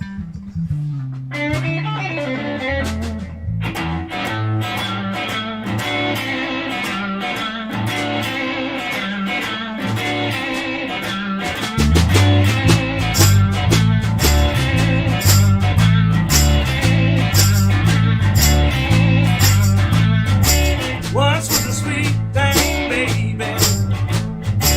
Held that love in her hand. Now I see you out somewhere, just don't mean a thing. That's a cold shot now. Yeah, that's a drag. That's a cold shot now. Don't say that love go back.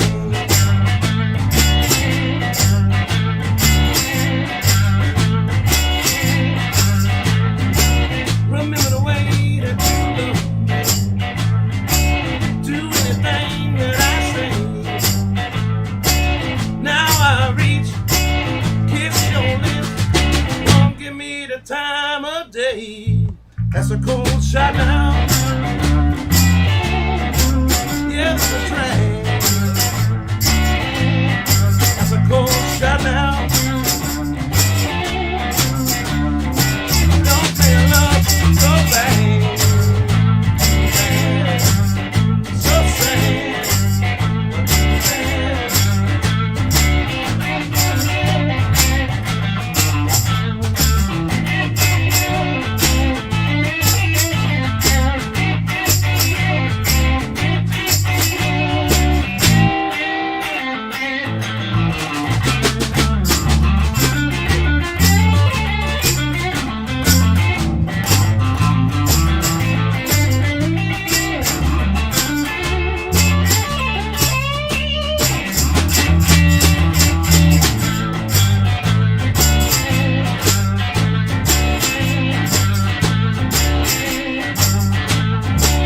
I really meant I was sorry for ever causing you pain.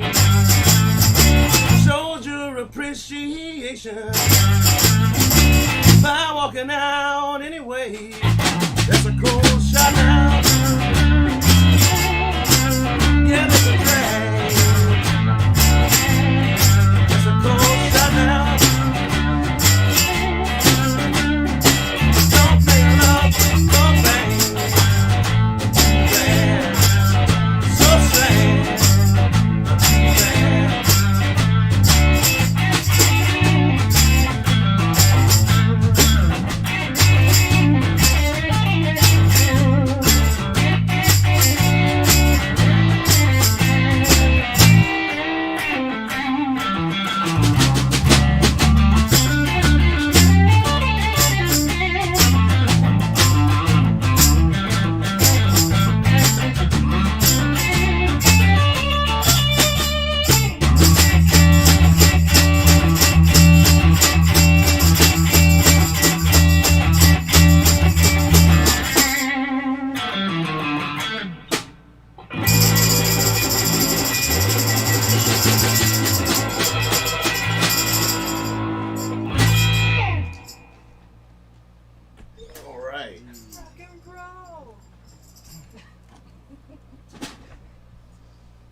Let's see here.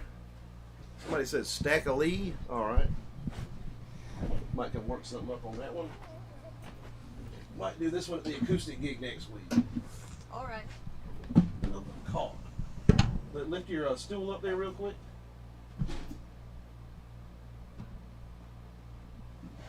Yeah. Okay.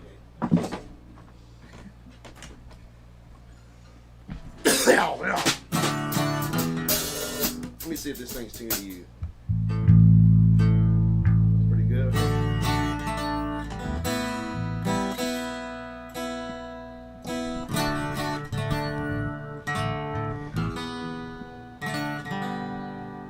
Nice Martin, Edward. Beautiful Martin there. Beautiful Martin. Oh yeah. Yeah, this is just a 00X one. It's a pretty cheap one. But that one there is expensive. This is like a $400 one here.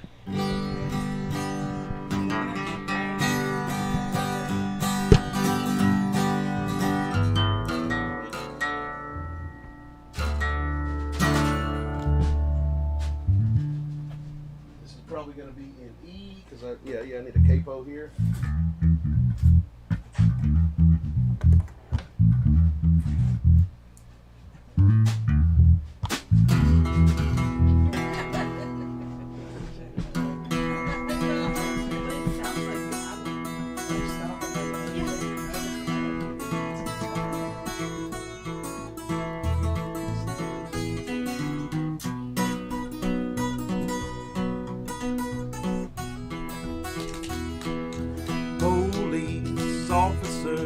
How can it be?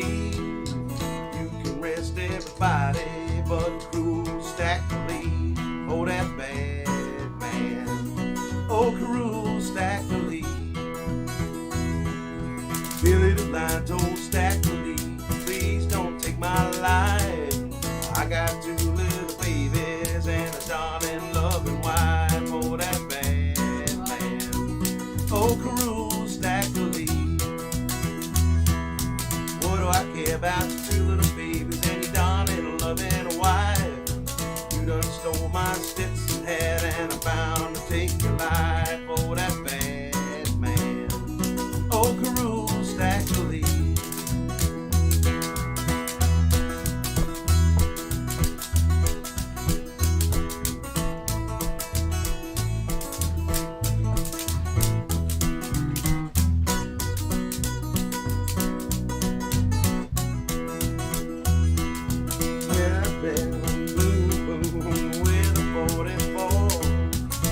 Spotted Billy the Lion, he was lying on the floor. Oh, that bad man. Oh, Carew Stackley. Gentlemen of the jury, what do you think of that? Stackley shot Billy the Lion about a $5 Stetson hat. Oh, that bad man. Oh, Carew Stackley. They all gathered round, hands held up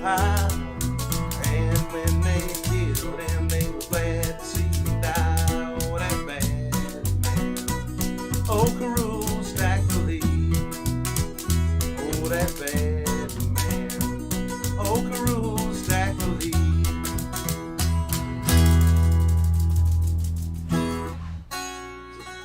Night of the out of tune guitars here. Let's see. We just had a fucking we had a memory error on the computer here. My guitar angrily screams.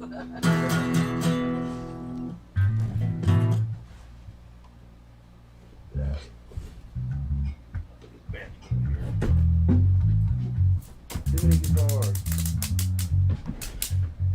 Ron says that was dialed, guys. Appreciate that a lot. He sends me a $6.99 super chat, Canadian $6.99. Thank you very much. I appreciate that a lot.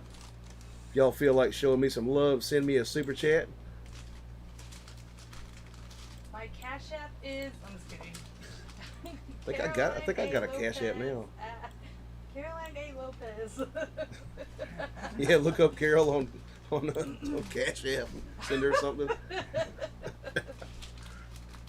Scott Whitaker says, good job on that one, everybody. Appreciate that. I think I am gonna start making videos or just doing covers. Just get it out there. Want to hear another tune? Covers. Want to hear another tune you played on?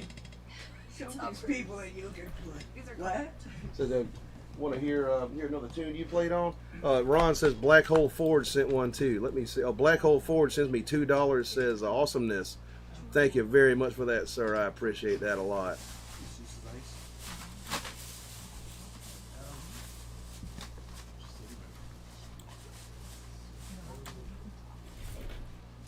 Okay, we got some CDs here. Yeah. So Sue Foley. Oh my gosh. Sue Foley. Sue Foley's a very.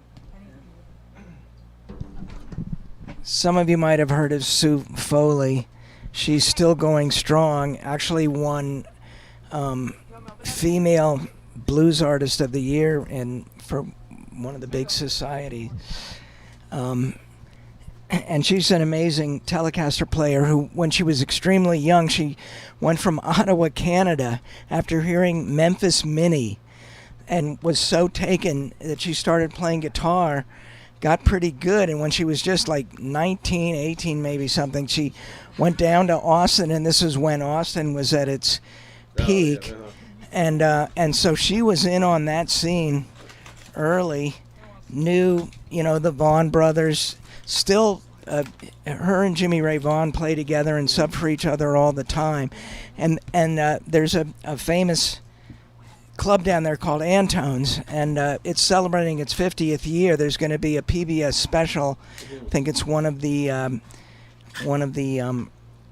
what's the big music program? Anyway, big special on it, and she's going to be featured. But she's fantastic. She plays a pink Telecaster, Paisley pink Telecaster. But let's check her out. I have Carol opening this CD, which Cosmic Sunbeam says weed. He's taking a puff there. I guess I'll match that. But, I need the keys to open up that CD. yeah, it's one of the old ones with the sticky. Gen Alpha and Gen Z don't know the struggle. There. There's still a sticker on here. Okay, we'll do a vote here. I got it. I can do this. I got nails. We got another shot. We got a bottle of French Absinthe here, and we got a Oh my bottle God. of Jameson's Irish whiskey. Y'all tell me which one got the Absinthe or the Irish whiskey.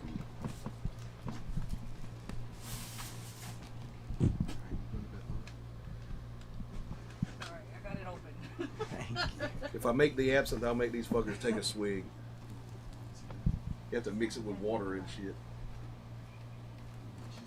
Blues Rocker says, before tonight, I thought Boogie Would Stew was a Zeppelin tune, but now I know Ed, Boogie Would Stew. Great job, guys, and Carol. Thank Drew you. says Absinthe. Frank Morgendorfer says Irish. Black Hole Forge says, do all three take a shot? Oh, Stewart's taking a few with me, and Carol's husband's taking a few. He votes for Absinthe. Another couple of votes for Irish. Another vote for Absinthe. Looks like we're kind of tied here. Absent. Okay, he votes for Absinthe. Yeah, Absinthe. Sugar cube. Yeah, get. Andrew says, don't you need to sip it with sugar dissolved in it? Yep. Ron says, whomever these old CDs should have been given an award for most frustratingly wrapped item. Yeah. They don't know the struggle. All right, here we go. Most frustrated. Absent time again. No, oh, And he's got a classy glass to drink it out of. I like that. where's the spoon at? Eduardo, Oh my God, you have to I've like. never tried absinthe. Huh? I've never tried it. Okay. We'll have some in just a second here. Where'd the spoon go? What the heck? I'll try a little. Oh my goodness. Is Yeah. that like the real absinthe? It's Saturday night. She just got wormwood in it from France. Well, it's still not the original recipe, or you would be blind right now. Oh goodness. That's what I guess okay, I gotta get my spoon out of the house. heroin? That's the spoon. Don't be bringing no burnt spoons over here. Burnt spoons. Y'all talk amongst yourselves. I'll be right. So Edward has gone to get an absinthe spoon so that he can properly pour his absinthe and. See, look. Sorry. He's gonna come with a spoon that's bent, all right, like this. Yeah, there's our very own Sonny. Yeah. They can see you from the camera in Yeah. front of you. Not only that, and all right, that's right. No, the other one's up him. Yeah, that's. All right. No, you can stay there till he comes back. Yeah, we need to fill that space. Show the folks what you're drinking there. What are we drinking here? Ooh. Oh, my name's Edward Phillips. What we got here? Some gentleman jack off. Got some gentleman jack off.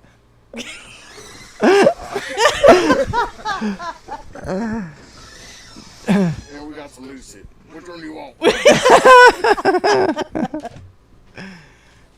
That was a great impression. It was. Hey, why is that spoon burnt? Now look at that. It's fancy. You could put heroin in this spoon. Just go Oh, right God. through. I gotta get in here real quick. Okay. Cold water. Hey, that spoon reminds me of my ex-wife. Everything goes right through it. Whoa. And it is frozen solid. Okay. There's warm water over here. Or Yeah, I got. There's a an new unopened. bottle. Okay, I guess I can make it some crappy warm absinthe. This is a solid block of fucking ice. So you need a very chilly water to drink with the It's absinthe. better cold, yeah. I see. How they do it in Europe. Alright. There isn't no ice in the Europe. Can I help you there? I can. We gotta get the sugar cube here. Well, this is serious, folks. This is right out of that Degas painting, The Absinthe Drinker. Mm-hmm. There'll be a piece of my ear missing by the end of the night. Banjo. All right. Now, hold that for me real quick. Interesting. If any of this spills on my hand, will it eat my skin away like acid or something? A little bit. You look like the toxic Avenger when you're done. Oh boy. No, but it'll get you drunk. Bastard from falling in here. Okay, I'll show y'all how it's done here. A little water. I forgot to put the absinthe in it. Yeah. There's Wow. supposed to be- What an idiot.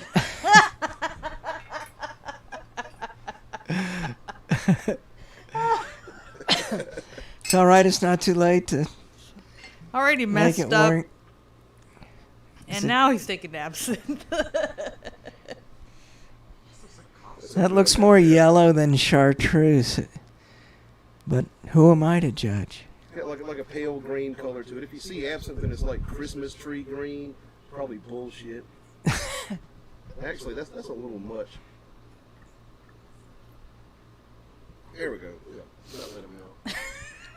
Well, you know, your circulation is going to improve in your ventricles because absinthe makes the heart grow stronger. Don't forget the sugar cube. You need the sugar cube. Nobody gets absinthe. Oh. Absinthe makes the heart grow. Ah. Anyway. I was like, really? Yeah, good. You gotta let the sugar cube soak for a second to kind of suck up some of that water and get soft.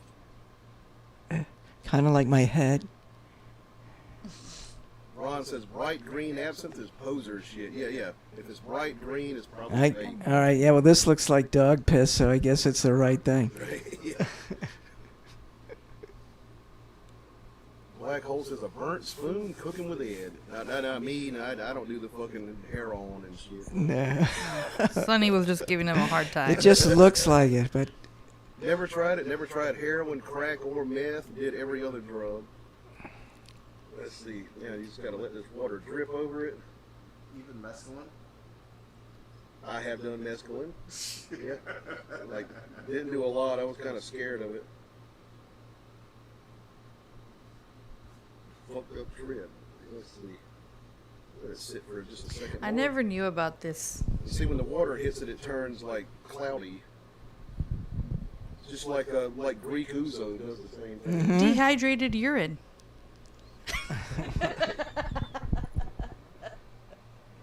Slower drip there. Whoa, hey.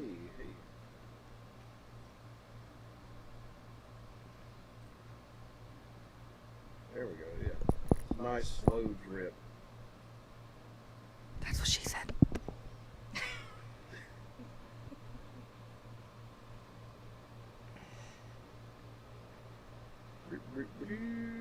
Just a second. Sugar's not fully soft yet. so are you literally melting the whole cube in there? Mm-hmm. I see. This is a lot of work for a drink. Yeah, but it makes you look cool. It's all goth and shit. You should listen to that. You should drink that and listen to Typo Negative. 9-inch nails, man. Like that's the first time I saw absinthe. I was like, what the fuck is that he's drinking there? You know, that, you are the perfect drug. Right. Let me see. And his shit was bright green, by the way. It was fake. I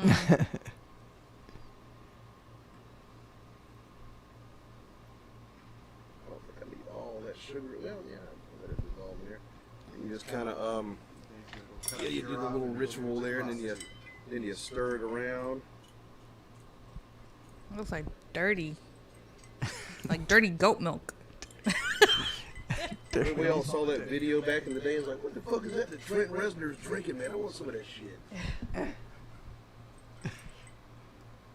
Okay. That's a cool spoon.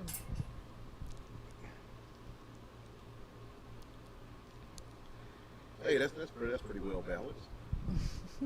Okay, Stuart, you want some? Absolutely. Or absinthe Absolutely. Absinthe-lutely.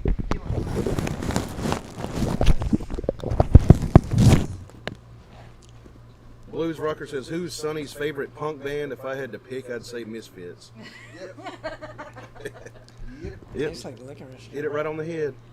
But wow. Very exotic. Taylor says, I'd like to try some peyote. Nope. You said black licorice? Nope. Yeah, that's pretty much what it tastes like, black licorice. It's like ass. Edward. It has a different feel to it when it it kind of kicked in differently A little than bit alcohol. cold, I see why Banjo cut his ear off.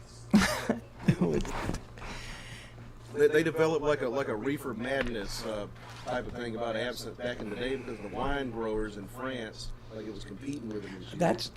So they were like, you drink that shit, you go crazy. Yeah. Mhm.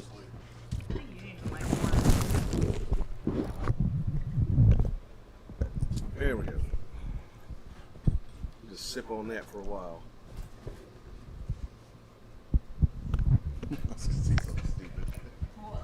Black Hole Forge says Tylenol, Benadryl, Viagra. I tried all the drugs. Laughing at that.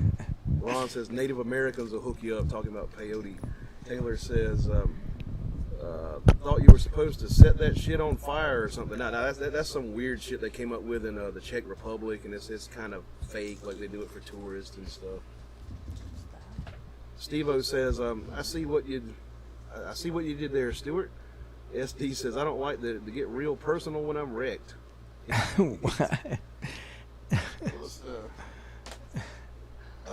hear another song you played on. Sure. Number one. All right. This is, again, Sue Foley, who is really an amazing player and very well known on even today on the current scene. Sue Foley. And she's a fantastic. She finger picks and flat picks. She's amazing style. This is joining me. Got my drummer here, Stuart Starr. Played in a few bands with me.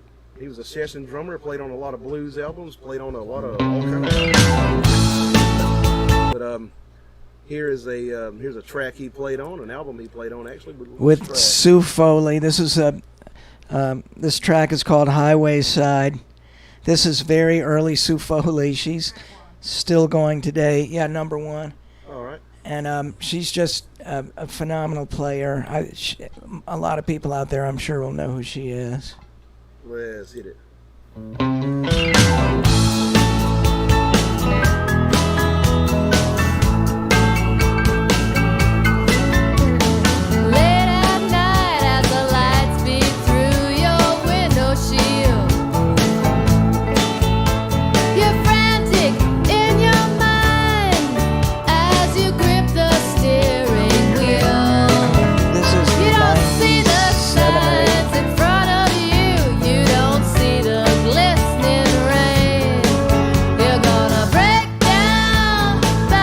The bass player on this is Jonathan Sanborn, who's he's a really excellent player. He teaches at Bard College and has played with a number of people. Carla Blahnik, who's a jazz player. Father was David Sanborn, famous sax player. All you bass players out there, got a couple records with him. This is 1970. Talking about study with because Marcus Miller used to come to my apartment all the time. So I'm like, oh, there you go. So one of the world's great bass players used to go to and hang out with him all the time. So that's how he got good.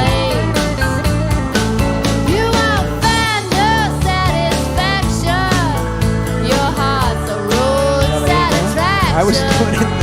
Still am too, and I was doing it 30 years before.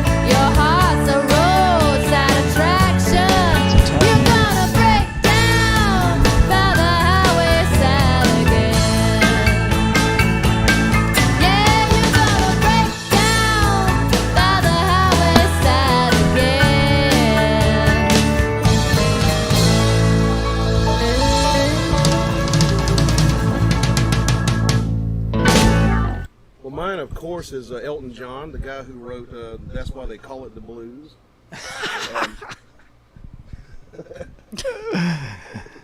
He's my favorite country artist because he wrote Good Old Country Comfort in My Bones. Oh, yeah. So Y'all a real didn't see the genre-spanning guy. Y'all did not see the intro to the show I did a couple of weeks ago, right? Oh, no. You told us about it yesterday. Oh, yeah. Y'all must see this. I'll replay this again for the people in the audience, too. See if I can pull it up here. Hey, there's Rick Astley. You want to Rick roll him?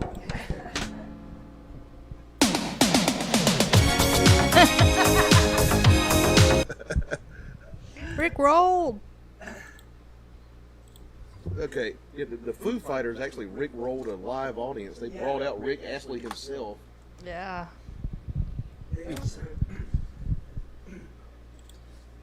Find my channel here.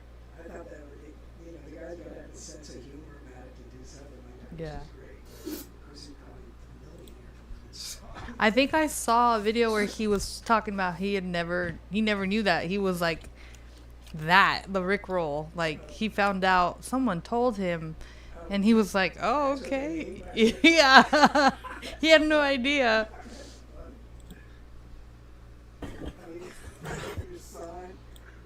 You got the generic Cracker Barrels. Okay, here's an episode I did a couple of weeks ago. Just doing a little trolling. Let me pull it up here on the window capture.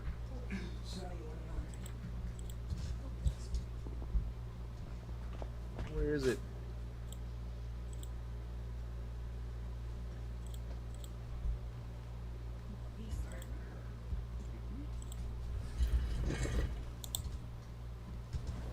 Y'all see that? What's up, ladies and gentlemen? Welcome to the rebranded post. Yeah, come over this way if y'all can.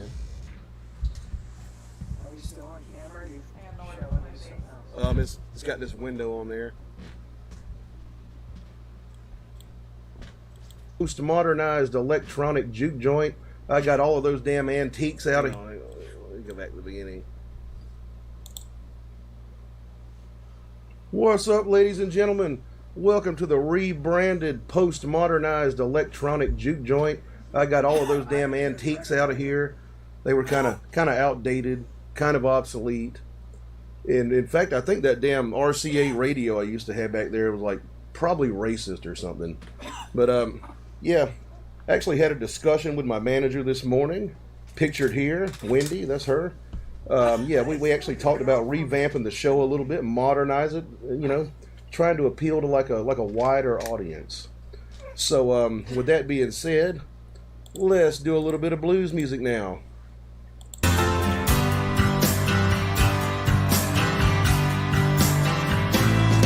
And I guess that's why they call it the blues. Time on my hands to be time into you. Laughing like children, living like lovers, rolling like thunder under the covers.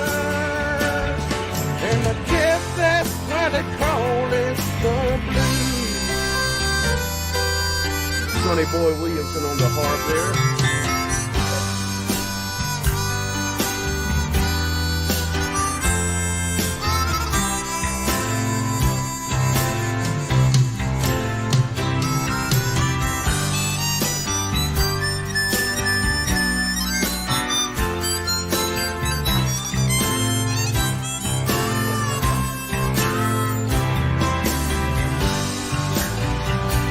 That's all I know of that one. I just learned it.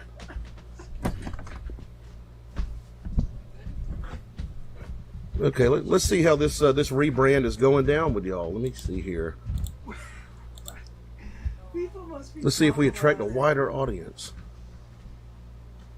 Who are you and what did you do with our Ed? Nickel Montrolls at Optical Delusion. Hello from Pompano Beach. Am I on the right channel? Okay. Well, I take it y'all aren't liking this rebrand too well, you know. Would y'all like the old shit back? This isn't working. Me and my manager, Wendy, pictured here, you know, we talked about this, and I guess she was wrong about it. Well, it worked for Cracker Barrel, didn't it? Okay, y'all want the old shit back? Okay, yeah. Let's break this kayfabe here. I can see.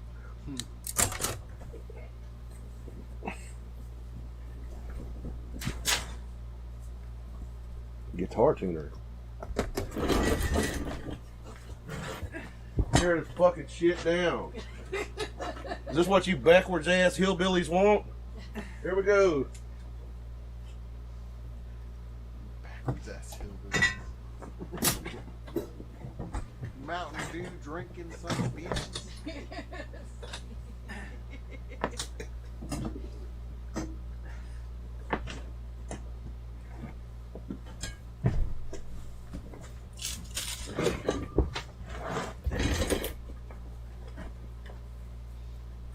All right.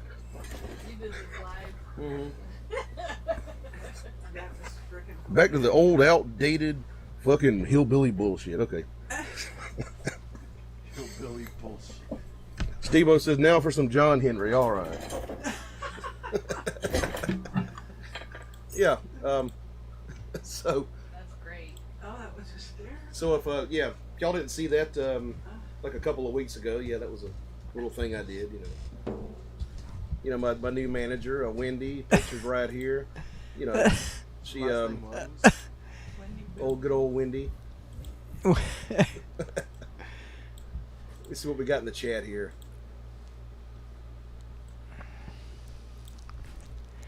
Frank says, make it fucking stop. SD says, the flower in the windows sill, they all fucking died last year. Let's see, anyway, y'all want to play a couple? Yeah. Right.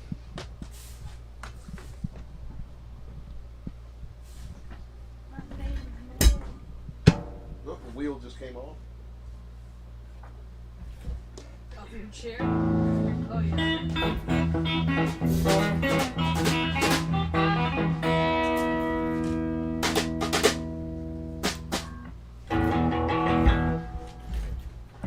Get a little delay on here.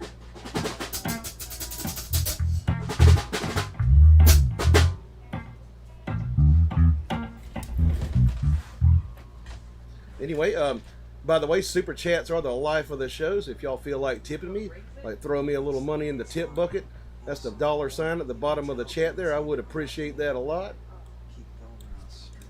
Also, like, subscribe, and share.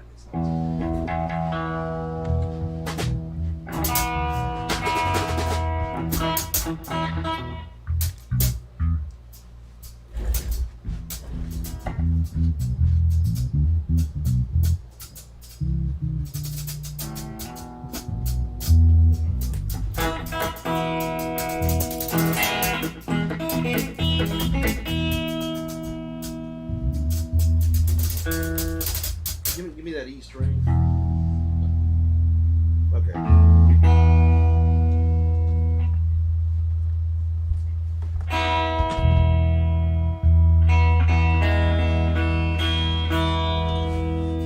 Let's do some rockabilly.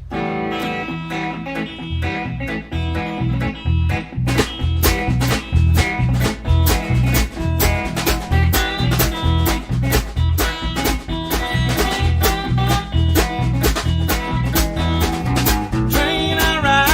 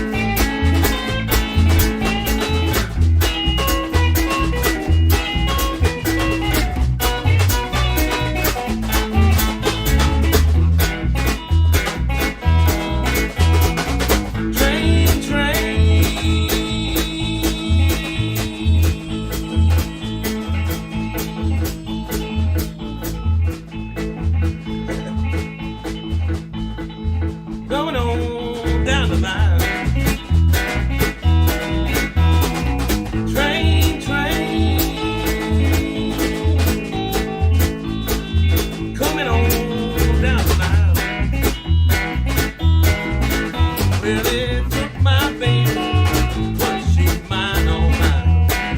Mine, oh mine. Mine, oh mine. Mine, oh mine. Blues Rocker says Stormy Monday. Okay.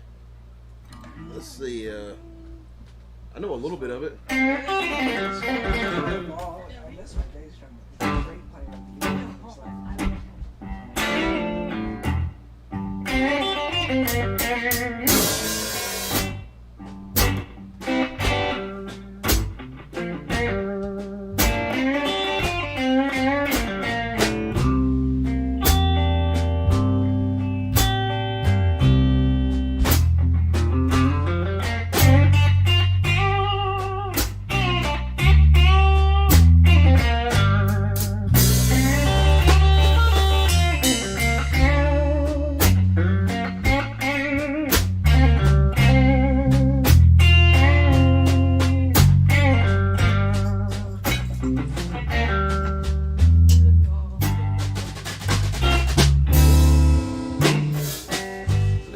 Stormy Monday,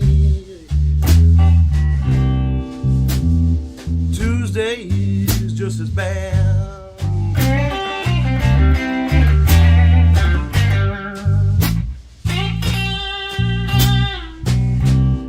Call me Stormy Monday, baby. Wednesday is just as bad.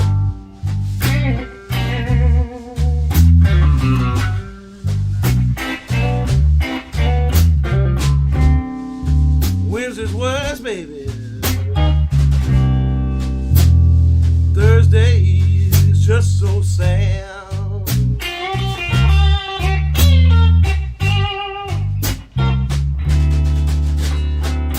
The eagle flies on Friday. Saturday I go out and play.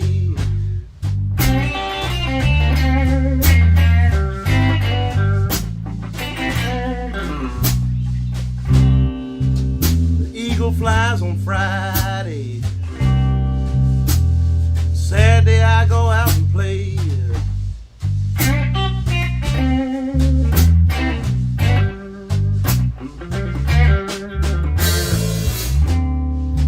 Sunday morning I get down on my knees and pray.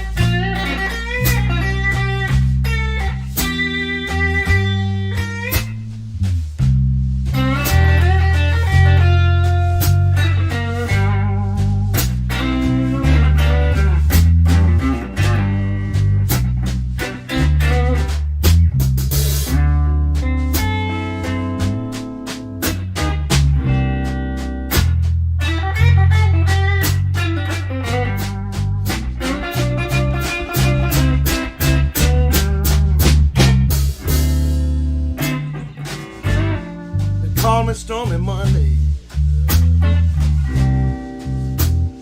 Tuesday is just as bad.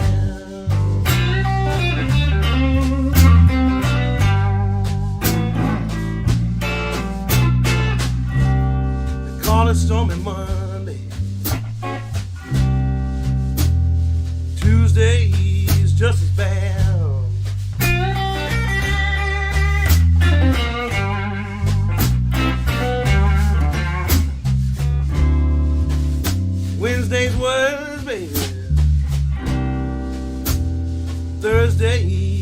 just so sad.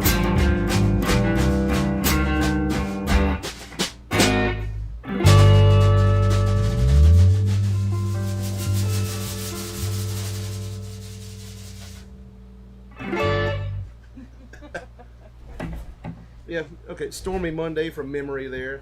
Not one I play a lot, actually. That was done by T-Bone Walker, probably the most influential electric guitar player that you've never heard of. Influenced Chuck Berry, B.B. King, Jimi Hendrix. Used to play with his teeth, all that stuff. Back in the 40s. How do we know if it was teeth and not tongue? When you see somebody playing it with their tongue, it's fake. Oh, okay. Okay, I'll show you. Angus, Like plucking the neck and going like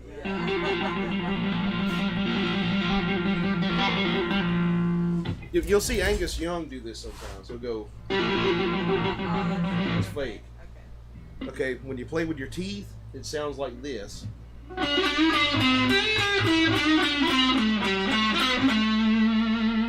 Like pluck, like a. Yeah. Uh huh. Folks, so you're witnessing teeth. Have you ever chipped a tooth doing that? Not yet. No. Oh, Not good. yet. I've been doing it years. I'm impressed because that looks very dangerous. I wouldn't attempt it on a bass. Yeah, I'd probably If wouldn't I work on was a your bass. dentist, I'd be cheering you on. Yeah, I've been doing that a long time.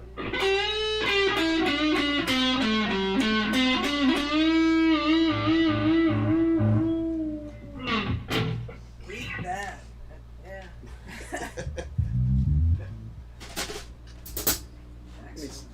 Some of these questions here. Blues Rocker says, fantastic Stormy Monday. Love the drums and bass with it. Ron says, killed the dad. You guys are killing it. Stewart playing those brushes like a real pro. Well, he was a real pro. Thank you. Blues Rocker says, it still is. Let's see. SD says, dance music. Scott Whitaker says, wow, Ed, Carol, and Stewart, when's the album coming out? I'm buying it. Yeah, that might get y'all on my next album instead of me doing it all myself incompetently. Let's do it. I'd be happy to do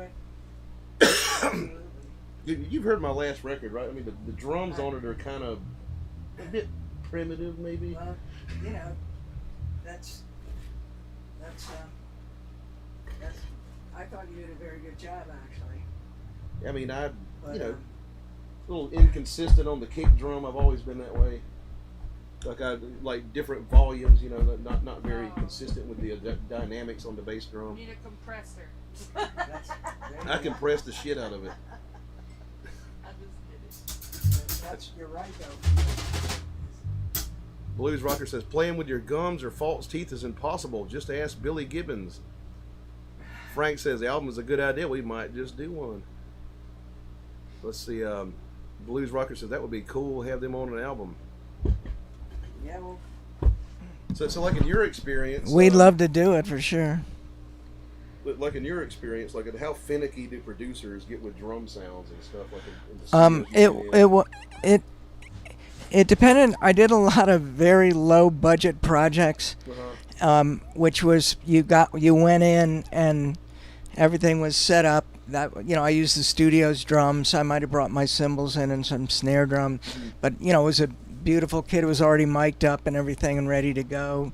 So, but in some original bands I was in, I wanted to use my kit, and you would go in the day before for about for about 2 hours, set your drums up, and they'd get the mics up, and they'd get the beginnings, they'd get all the tracks up. They wouldn't, start really doing too much, maybe a little EQing here and there.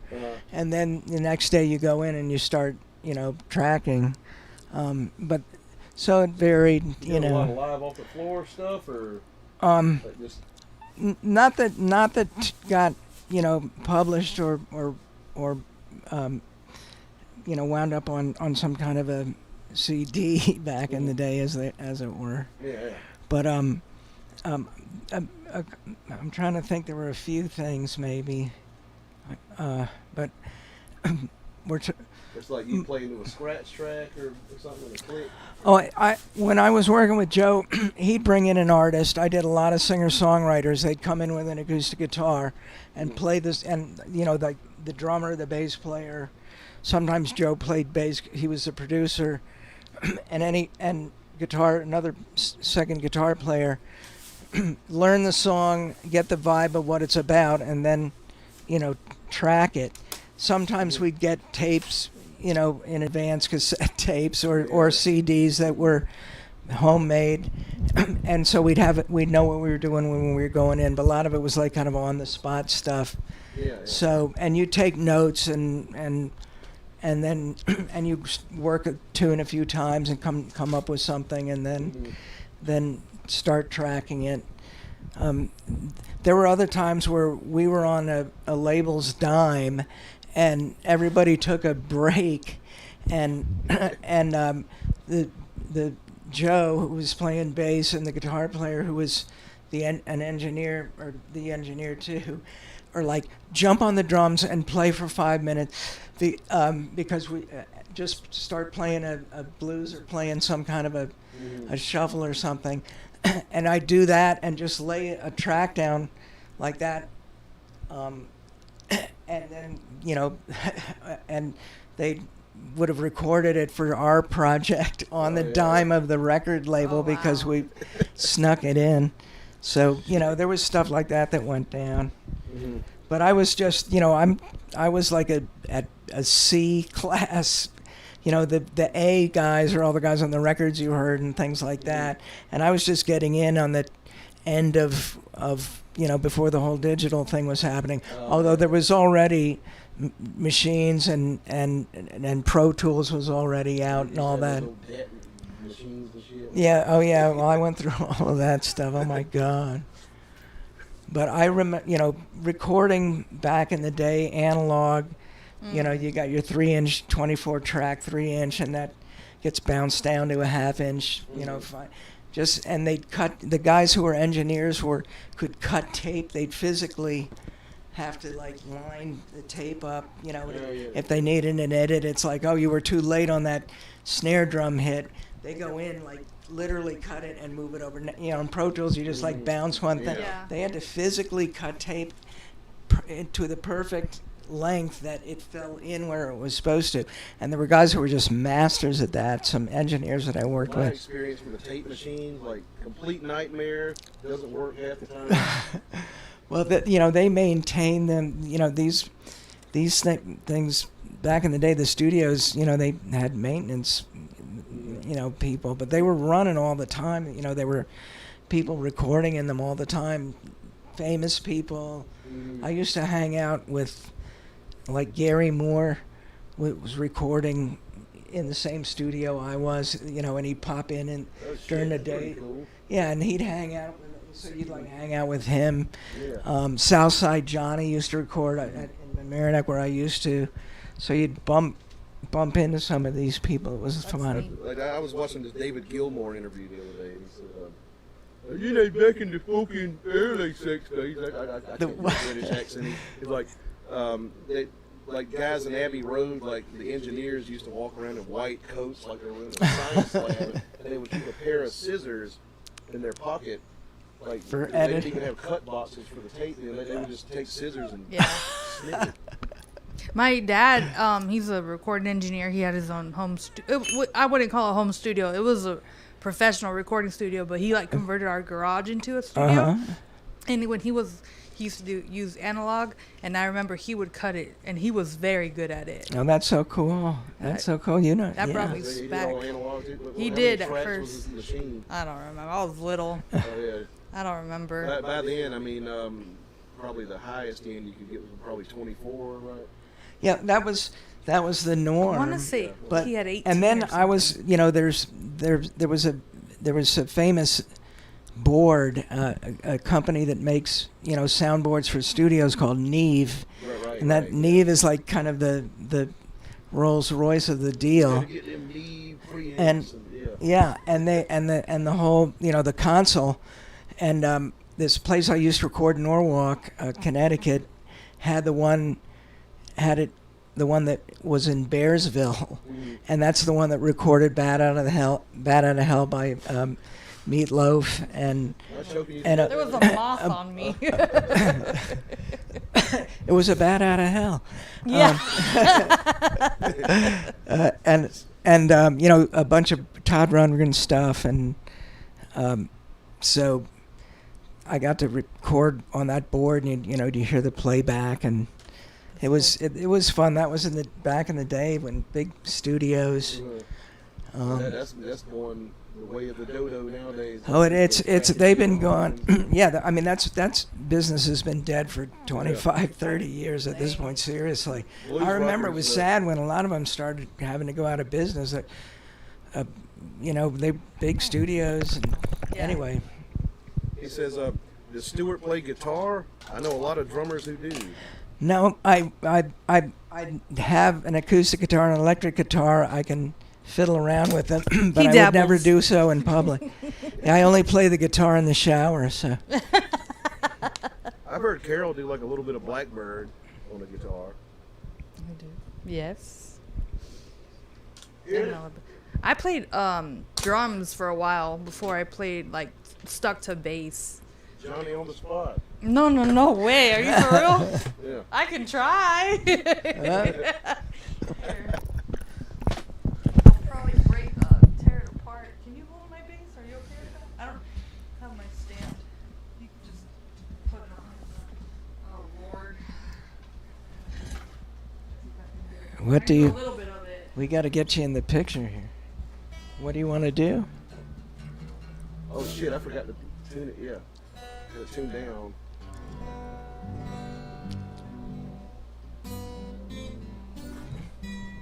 Ah.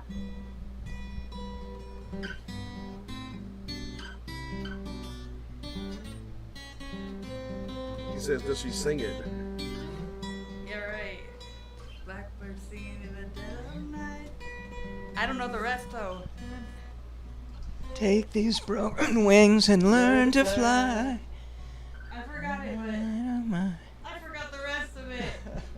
Ron says, "A Blackbird was among the first finger pick songs I learned." I learned that pretty early on myself. Ron says, "Shot." Okay, we'll do a shot.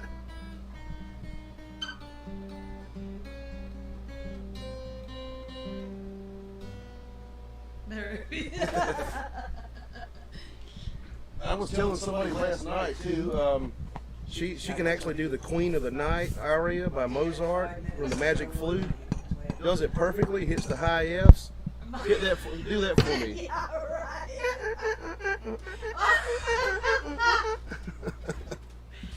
Oh gosh. I've never done that in my life. Maybe in the shower. Okay, Ron's asking for a shot. We'll do a shot. And I'm an alto, so don't ever ask me to sing anything like that. Yeah, she's an alto. My wife's a soprano. Last night we were at the gig and we had 15 minutes till we went on. He goes, 15 minutes. Ron says, "Who says bass players can't play guitar?" There you go.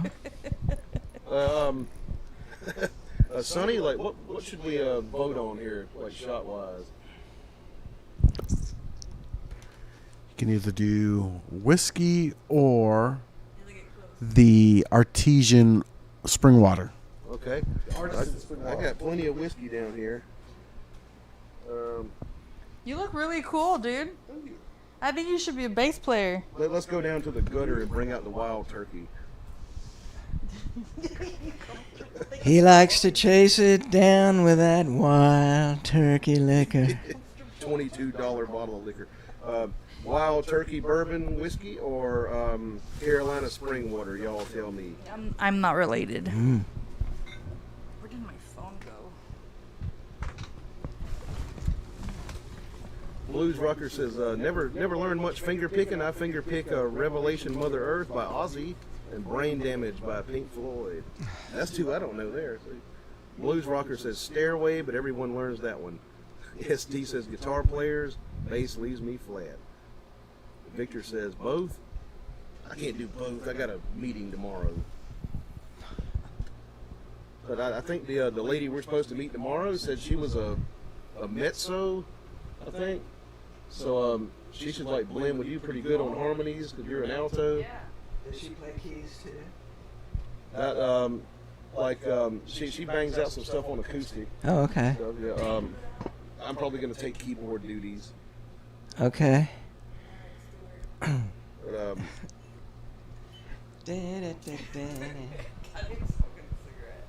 see, we got a vote for Bourbon, another vote for Bourbon. Can't hear your voice much yet. I'll turn the mic up. Yeah, I had the mic turned down for the music.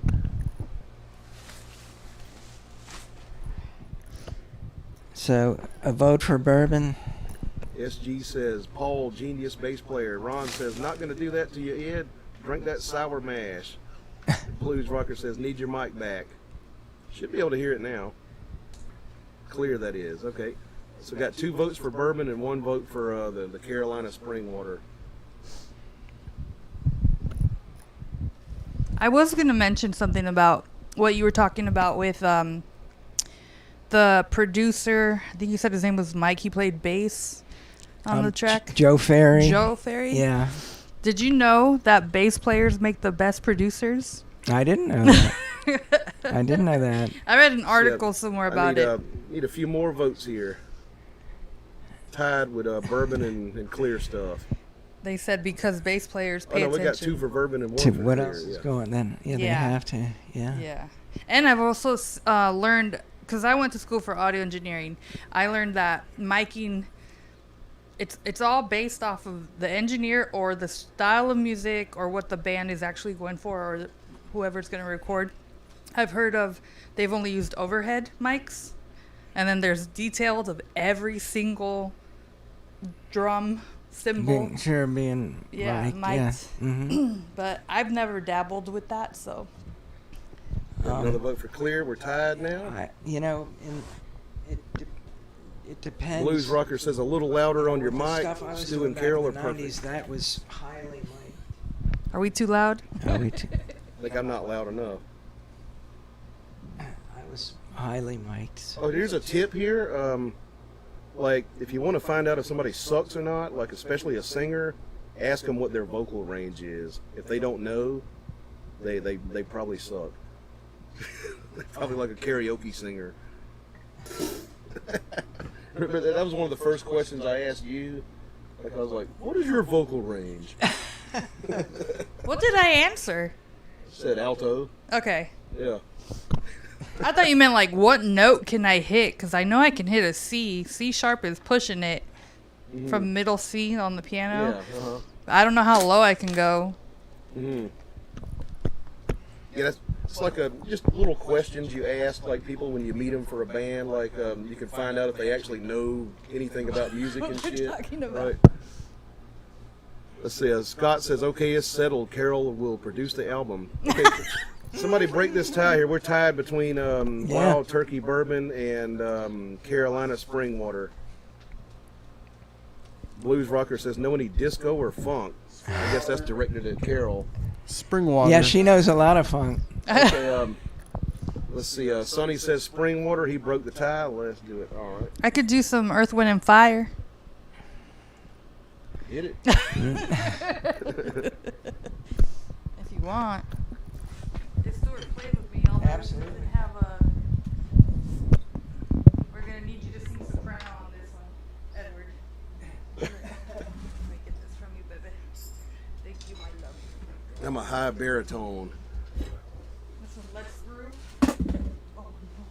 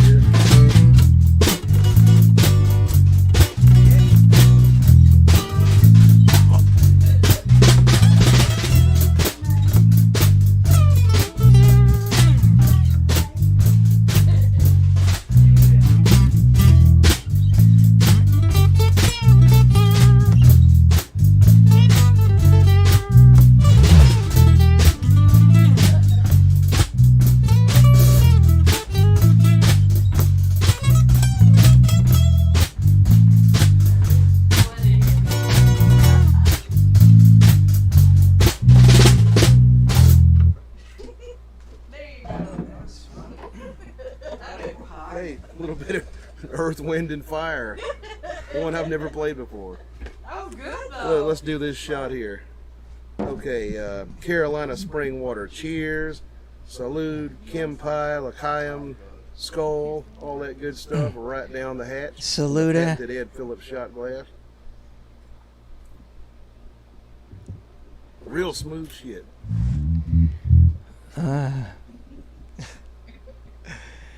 Wow.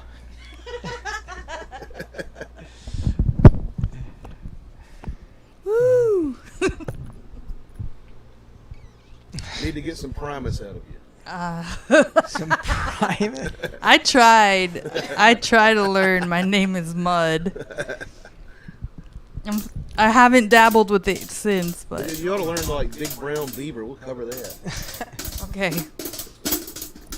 Yeah, let me refresh this chat real quick. Getting kind of glitchy here.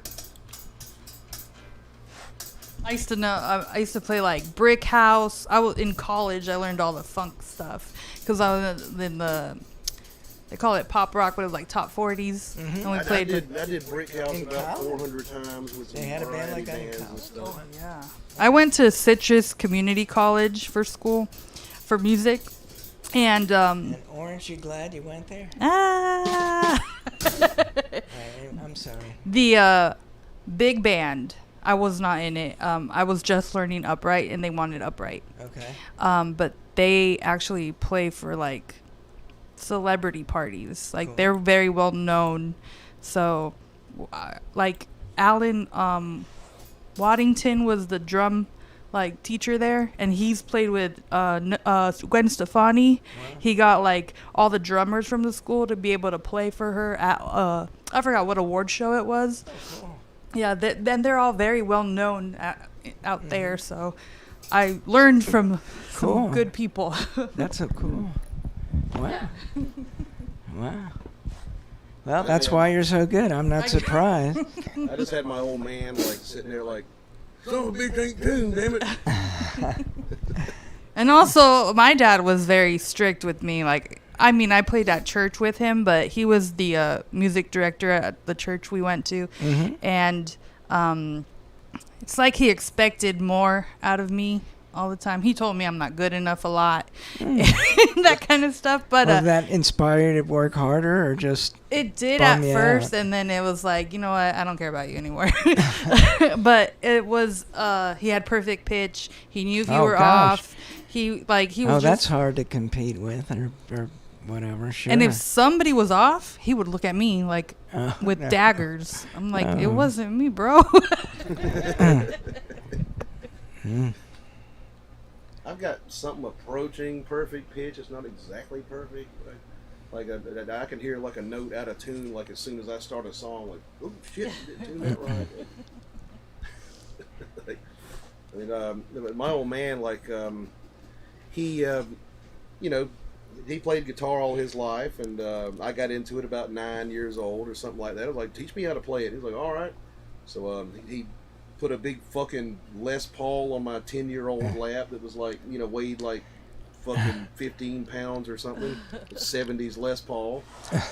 And, you know, he showed me some bluegrass tunes on the acoustic and stuff. And, yeah, he just sit there like, "The son of a bitch ain't tuned, damn it. You beating and banging. You fucking beating and banging. You gotta quit, you gotta play smoother." He'd like, if you sucked, he'd call it beating and banging.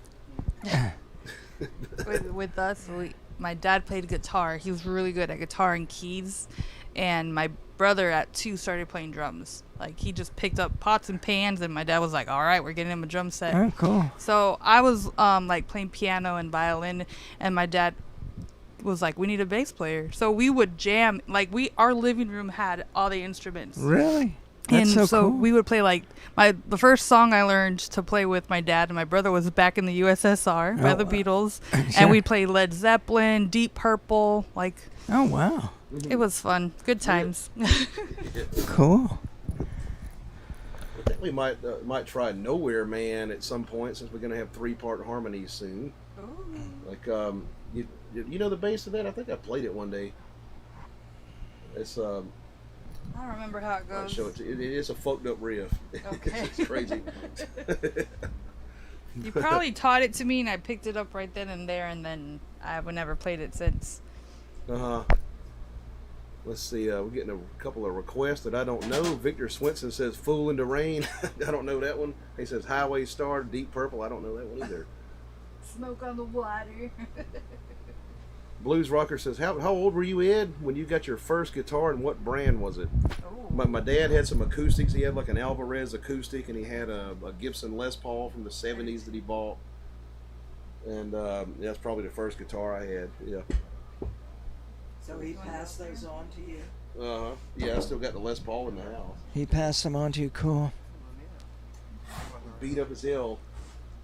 It's they didn't cut cavities into the Les Pauls back in those days. It's just heavy as hell. What did they? Oh yeah. I'm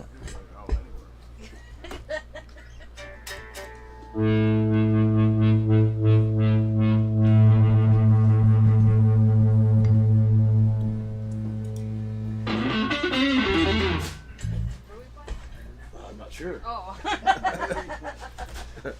What are we playing? Some Jimi Hendrix. Okay. I'm just kidding. Yeah, the Mitch Mitchell is going to be a tall order with brushes and a snare drum. But you got any suggestions?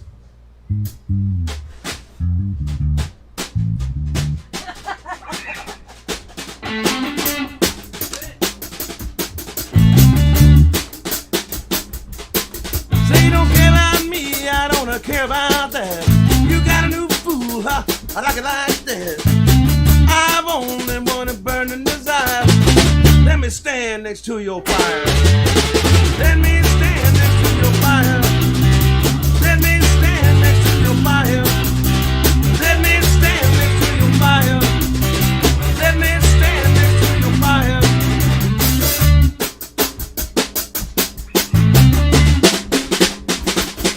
You say your mama ain't home, it ain't my concern. Play with me and you won't get burned. I've only one burning desire. Let me stand next to your fire. Let me stand next to your fire. Let me stand next to your fire. Let me stand next to your fire. Let me stand next to your fire. Move over. Let Jimmy take over.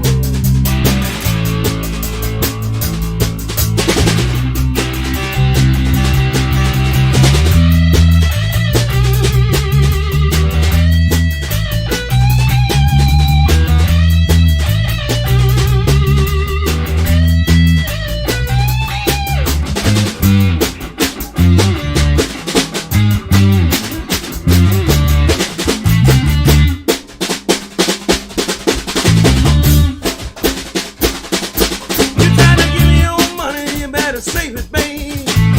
Save it for your rainy day. I've only one burning desire. Let me stand next to your fire. Let me stand next to your fire. Let me stand next to your fire. Let me stand next to your fire. Let me stand next to your fire.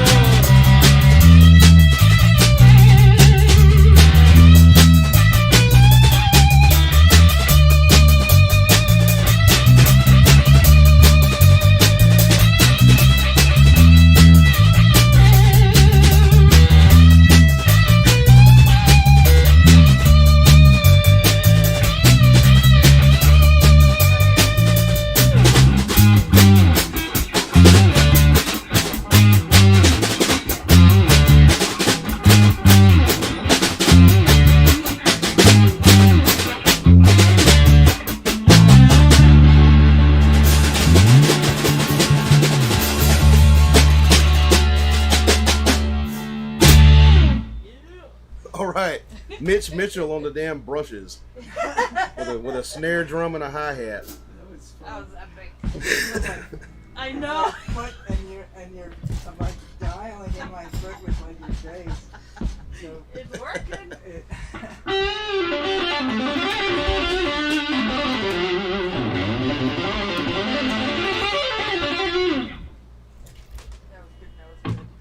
Vaughan says that was sick.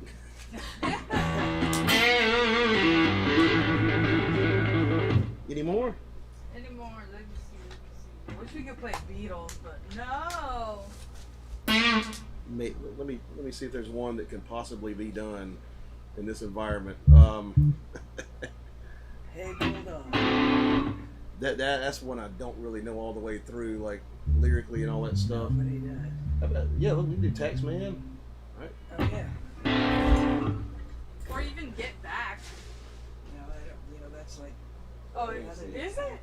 well, boom, boom, chickadee, shiggity-diggity-daggity. No, that's Come Together. Oh, yeah, which one? Get Back. Oh, yeah, we can do that. That's just. Yeah, we can do either one. One, You won't 2, get in trouble? 3, 4. They content ID all these. That's the reason I don't get any ad money off of these, because all the music I do on here gets content ID'd. So please send me some super chats. I would appreciate that a lot. Show me some love, folks.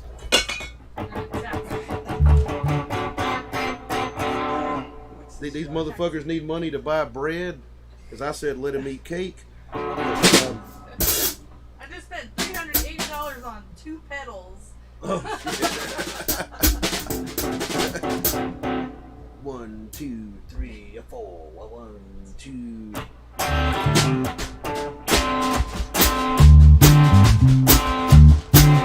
Let me tell you how it will be.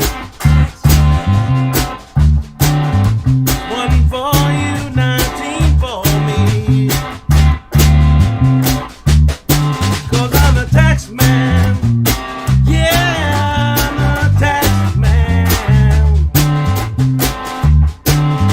5% appear too small. Thankful I don't take it all. 'Cause I'm a tax man. Yeah, I'm a tax man. Drive a car, I'll tax the street. If you take a walk, I'll tax your feet. Drive to sit, I'll tax your seat. If you get too cold, I'll tax the heat. Tax man.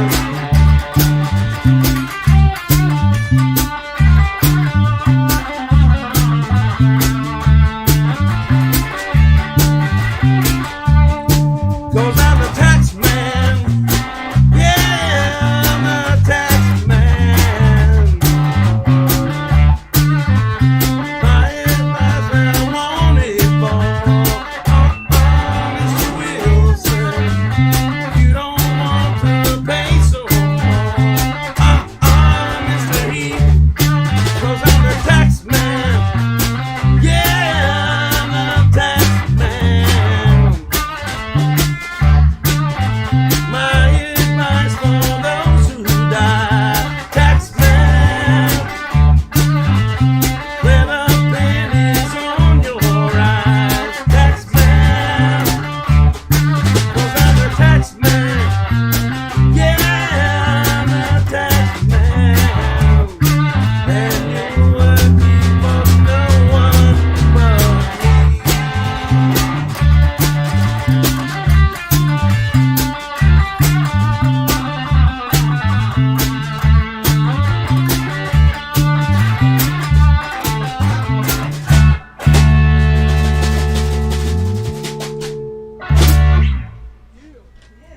Good old Beatles. That's a song there that they stole from me back in 1966 when I wrote it. Victor Swenson sends me a $5 in a super chat. Thank you very much for that. I appreciate that a lot. That's one of the most difficult songs I've ever sang to. Super chats are the life of the show. Blues Rocker says, who do you feel was the better lead guitar player, John Lennon or George Harrison? I'd probably say George. Blues Rocker says, Stewart's going to need some new brushes.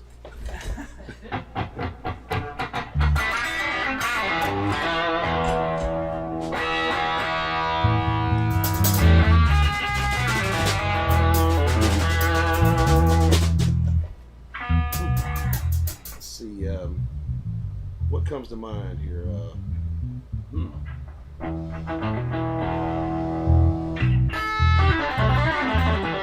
do Born Under a Bad Sign. How about that?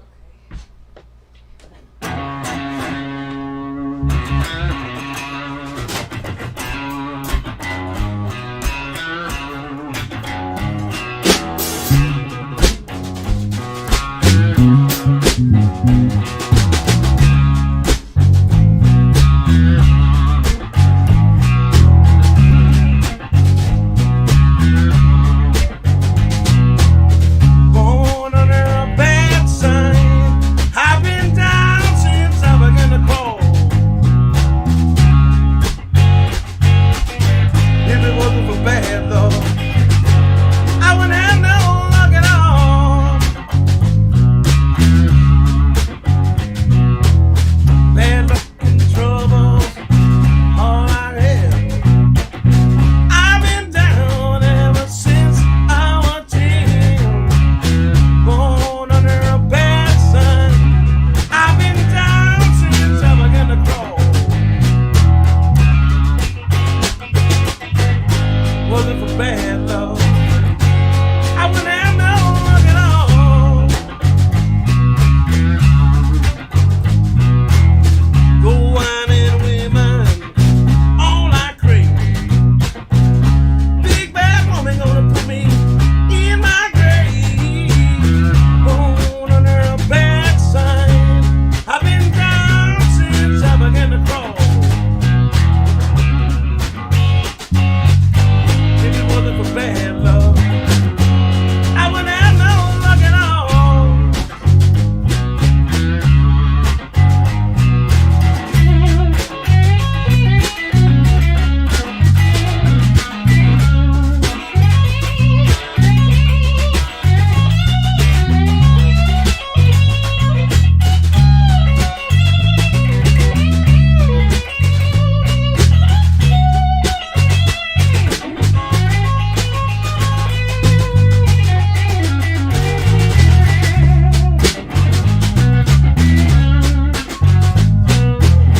I can't read, I never learned to write. My whole life has been one big fight. Born under a bad sign. I've been down since I began to crawl. If it wasn't for bad love, I wouldn't have no luck at all.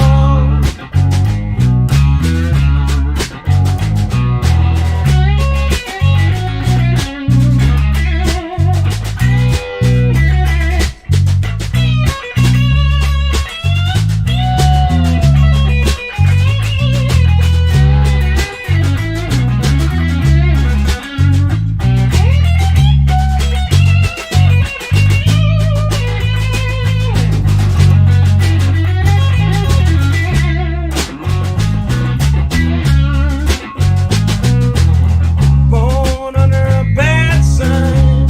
I've been down since I began to crawl.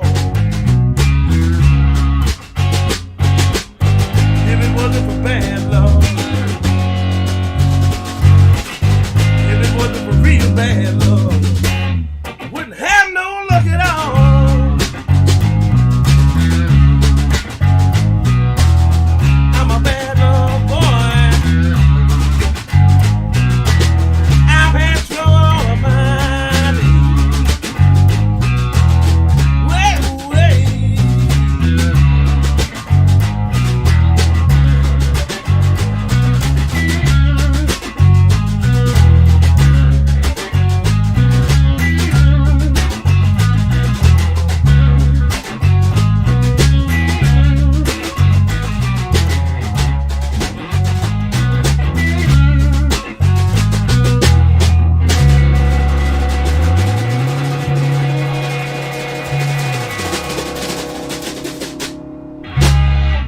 All right. Well, I'm the biggest fuck up tonight, like missing lyrics and shit, and fucking up solos. Nobody can tell. I can tell. You look over here like, yeah. When I make a mistake, I make a face. You will never see me pull it off. Like, I didn't do anything wrong. Right. Yeah. What we got here? SD says John Lennon is known for skipping a stroke. For what? Maybe on Yoko. I don't know. Victor says, slide right into it. I feel like making love. Damn old Bad Company. Blues Rocker says, vocals are gold tonight, Ed.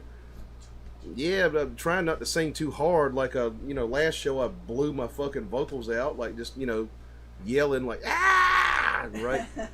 And, we had a gig last night. I kind of took it easy. Just sang clean and stuff. So, getting old, getting old, folks. I'm not. Just kidding. Like let's see, 25 years of smoking cigarettes, drinking alcohol, and going ah, like it's taking a toll on my vocal cords, starting to catch up with me and shit. Let's see. Victor says I love a clean 3-piece. Ron says that was great. Appreciate that very much. Cool. You got any more pieces you want to hear, Stuart? Some stuff you played on? Yeah. Debbie Davies was Albert Collins' second guitarist in the 80s for like many years. Oh, really? Yeah, and Telecaster guy. yeah, another one. But Albert Collins, classic, one of the greats, and so she struck out on her own, and Joe wound up producing her. A lot of this was for the Shawnee label. They picked up a lot of blues artists in around 99 or so. They just suddenly signed Duke Robillard, they signed Sue Foley, Debbie Davies, and Joe wound up producing for these artists for the label. Mass Mofo says bass sounds great. He says Jazz Master. No, that is a what is it? P-bass. That's a P bass. Yeah.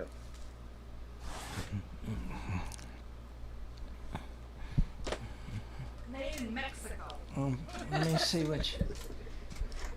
I gotta figure All out. my fenders are. SD says I'm feeling the balance now. Cool. You got a particular track in mind? I'm taking a quick look.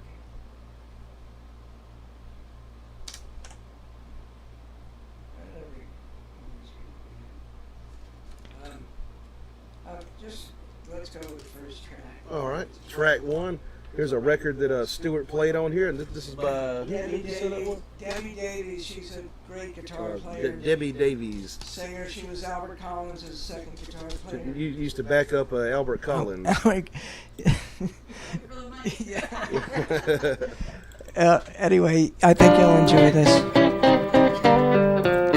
Well, I'm sitting here crying all over you.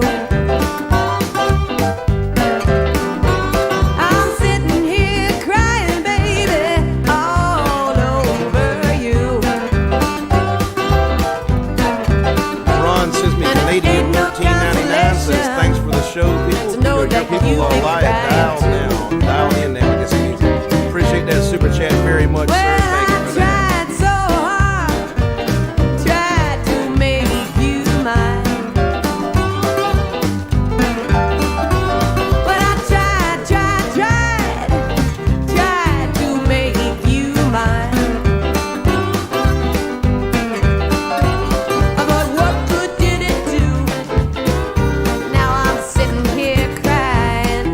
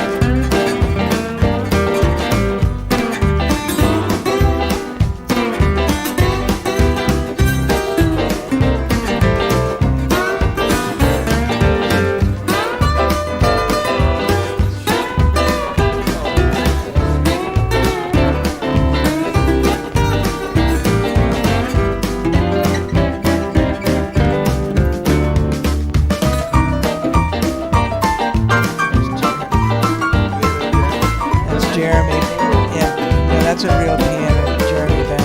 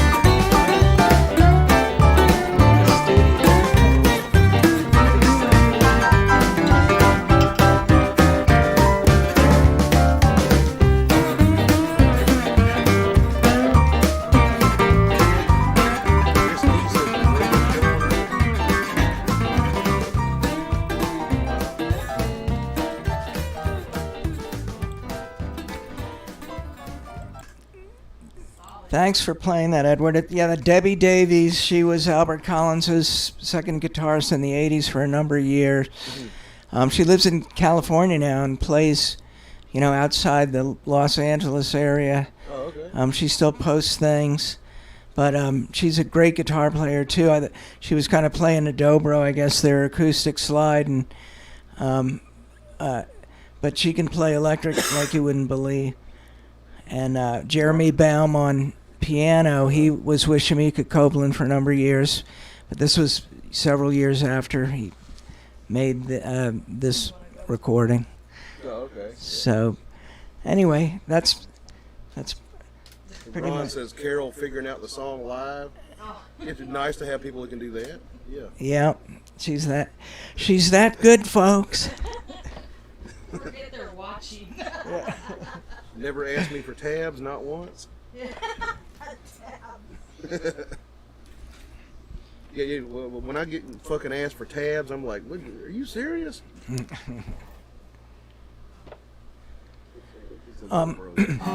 Can I get that now, or I'll forget it? Or did you give it to me? I put the Foley and the Debbie. Oh no. Wait a minute. Uh-oh. Cancel. I'm causing trouble. I hit the damn power button on my computer, almost restarted it. Oh, Jesus. Okay.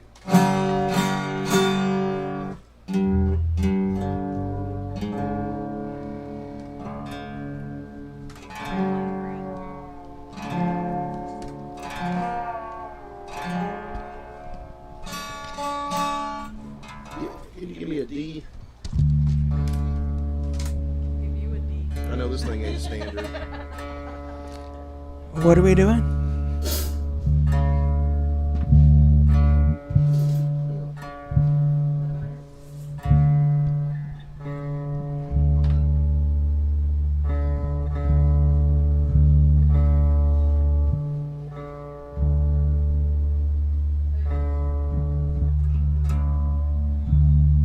There we go.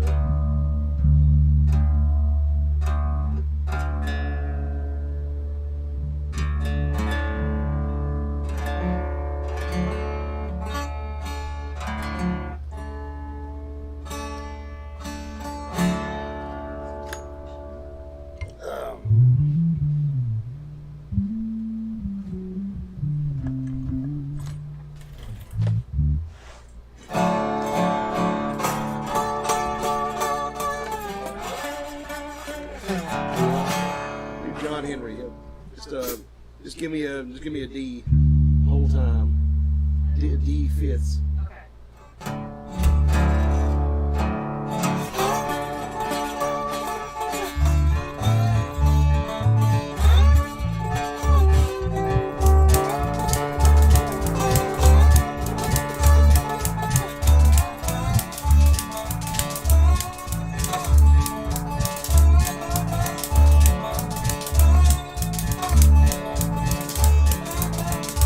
John Henry was a little baby boy. You could fit him in the palm of your hand. His papa cried out, "There's a lonesome farewell. Gonna be a steel driving man, Lord, Lord.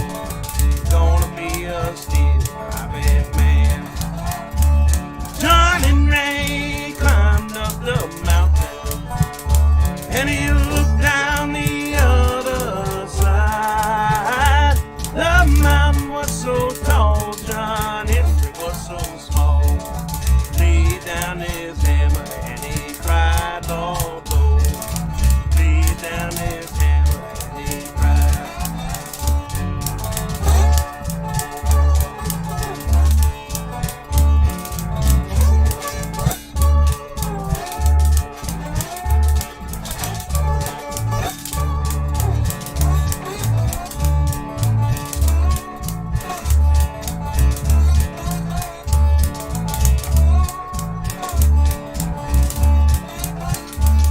John Henry walked through the tunnel, had his captain by his side. The last words that John Henry spoke to Frank me, "Who drank of water before I die, Lord, Lord? Who drank of water before I die?"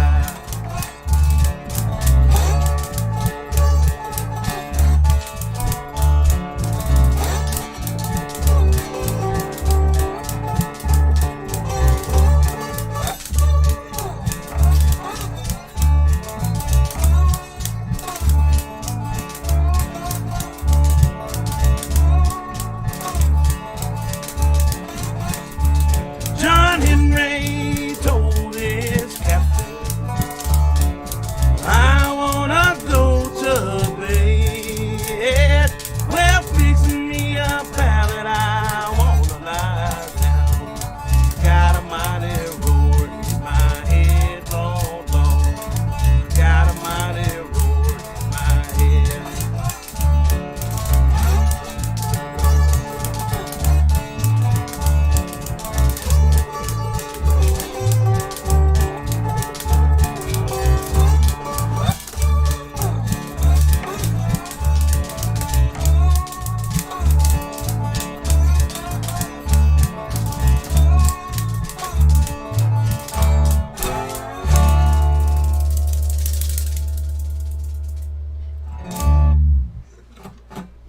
John Henry.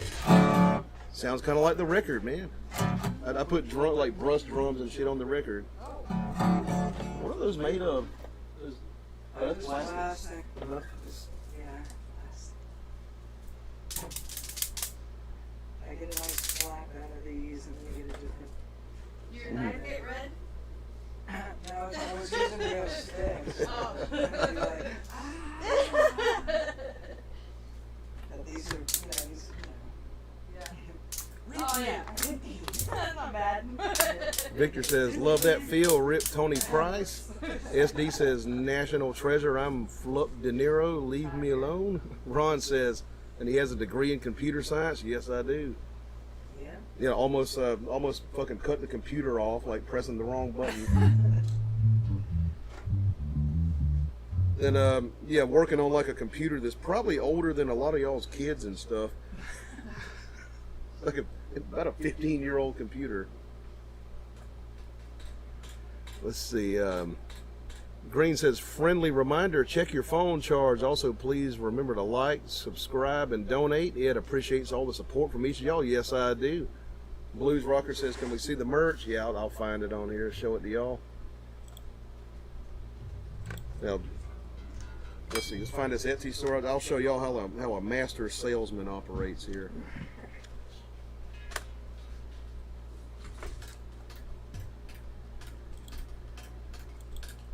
So here we got the Etsy page, link below. You got the fucking the Ed Phillips Blues shot glass there that I'm drinking out of. You got a coffee mug. We got a T-shirt, and we got a pint glass, a beer glass, and I guess that stuff's pretty cool and stuff. If y'all want to buy it, that's how you sell shit right there. Guess it's pretty cool if y'all want to buy it. Yeah, y'all check out my merch store there. Bobby wears the shirt you gave us. He wears it to school. Blues Rocker says played a poker game about 3 minutes, hit 3 of a kind, got beat by a flush. Scott Whitaker says great job, good times, really enjoyed it. Hope you three have a good weekend. Let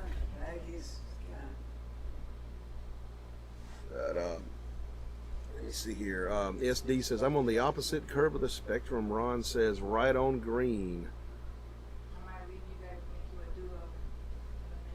Huh? I might leave y'all and make y'all a duo in a minute. All right. Tired too.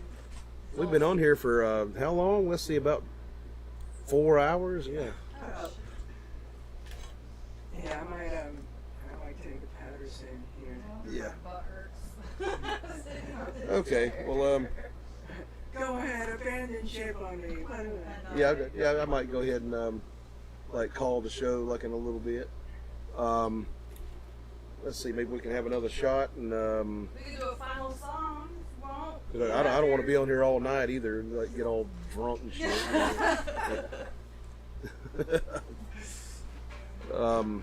Okay, let's see. Ron says it must work. I have the shot glass and the mug. Cool. Let's see here. Okay. All right. We having another Any contest. other mystery stuff there? That was good. The flask.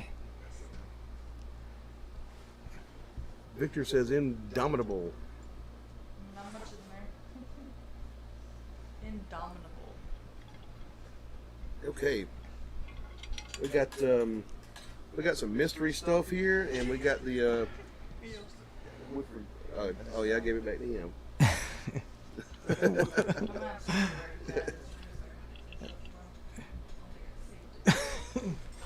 Let's see.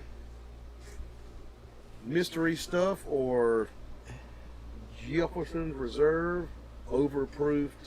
Let's see, it's cast strength Kentucky bourbon. The mystery stuff or bourbon.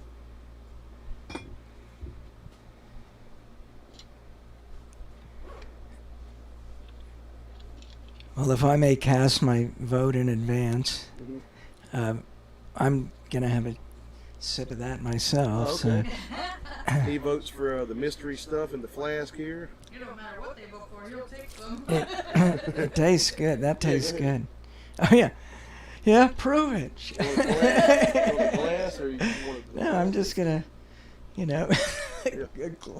clean. Yeah, I was about to say, I got to vote for bourbon. this is I gotta more vote for mystery hygienically juice. sound than.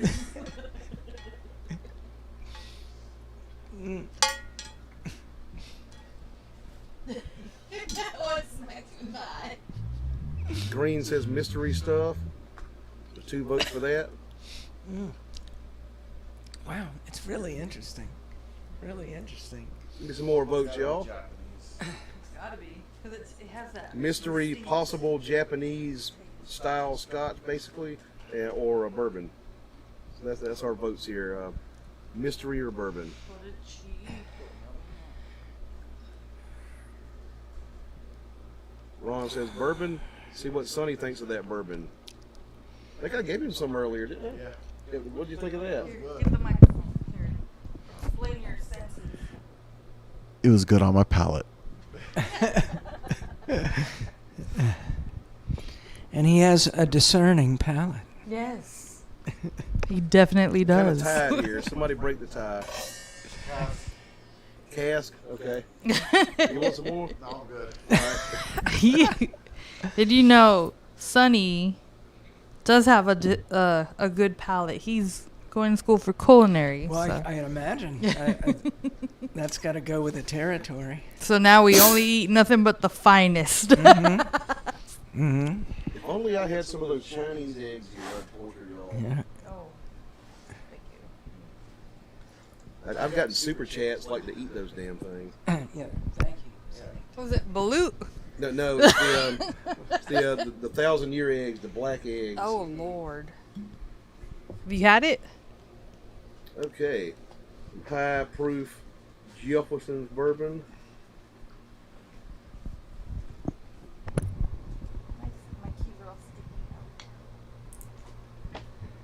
Good stuff to drink while you're raping your slave babysitter and stuff. Let's see.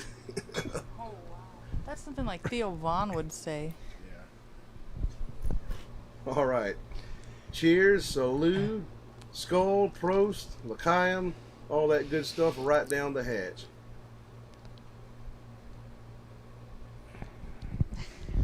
That's some hot stuff there. That's got some fire in it. Fire. Well, I just want everybody at home to know that you only have to walk a few feet from here to your regular quarters. It's not like you're going to get behind the wheel, so don't worry, folks. Yeah, He can pile it on. Yeah, I'm actually doing pretty good. Actually, I'll be fine in the morning. He would still drive. Yeah, I'm extremely cautious about driving and drinking. yeah, and stuff, that's smart. So am I. Good, so am I. Every friend I've got's got a DUI. Oh, wow. And I've been a passenger on 5. Oh my Oh. gosh. So, let's see. Ron says, I'm a bit of a chef myself. Love making people happy with food. Cool. That's awesome. Ron says, this homemade bourbon, I bet money on that. I've been given some form of that in the past in Canada. I bet the same thing. I think he's talking about the mystery drink there. Mm. They said, Ron says, I've gotten into catering lately. That's some high stress shit there. Yeah. Catering. Yeah. Let me kill this smoke here, and we'll play one more, and I will dismiss y'all. chef experiences? Oh no, I'm good. Well, we are proud to have served. Angle the camera here. The good old LSD cam. Alrighty. What's a good part and tune, y'all think?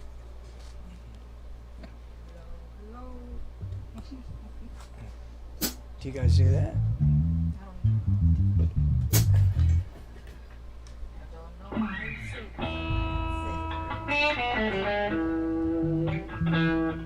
Anybody in the chat got some suggestions, or Oop, What about a mambo? this thing is like We haven't unbalanced, done- this guitar mambo.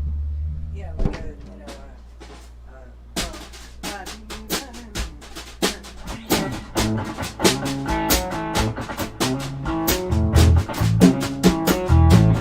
Papa loves mama.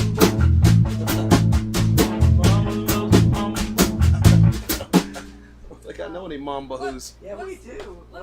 Everybody knows a mambo. What's that one that we play? Do a killing floor. That's a mambo, kind of. What was the one you were talking about?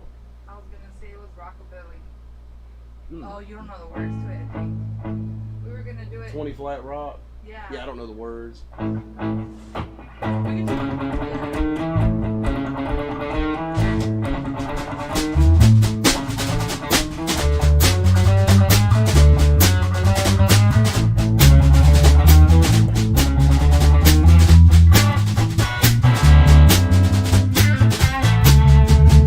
I should have quit you long time ago. I should have quit you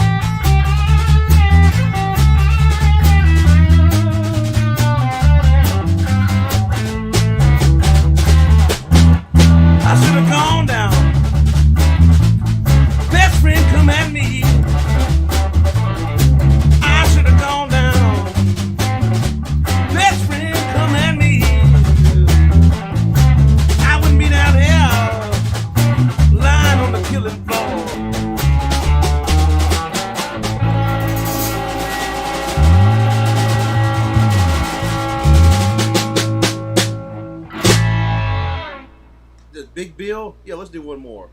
One more. Sonny. Are you good? Okay. Okay. One more. All right. Take a deep breath. You were smoking on that, by the way. It's a C. It's a C here. C.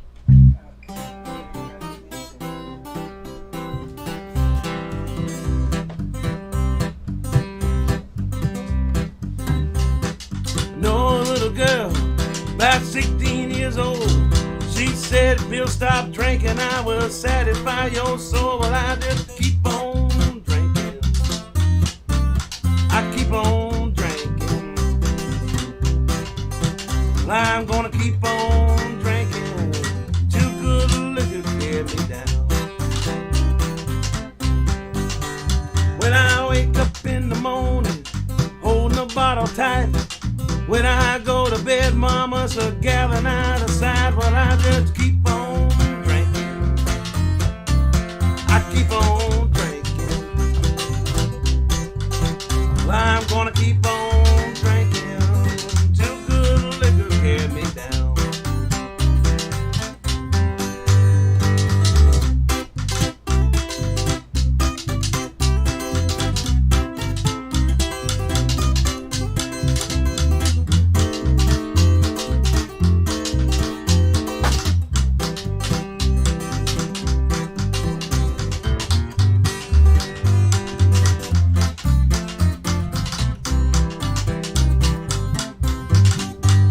Well, my woman told me stop drinking and come on home.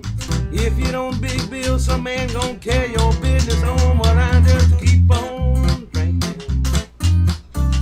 I keep on drinking. I just keep on drinking. Too good liquor get me down. All right. I guess we're going to call it a night here. I'm not going to stay on here all night. You know, Thanks, everybody. Stuart Yes, says thank thanks, you. y'all. Have a wonderful night. Yes, have a wonderful night. Thanks for the company. I got to see a man about a horse tomorrow, so I'm not going to sit on here forever.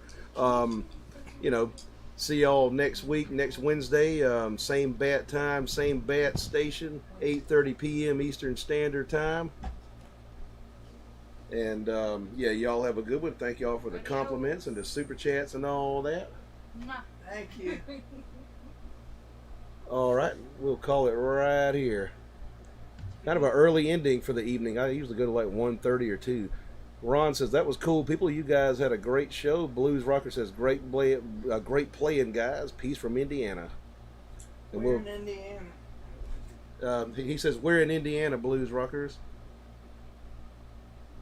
Takes me a minute. There's kind of a delay on it. But finish this cigarette here. Victor says awesome, thanks. But anyway, y'all about ready? Yeah. All right. We'll call it right here. Toodaloo, y'all. See y'all next time. Toodaloo.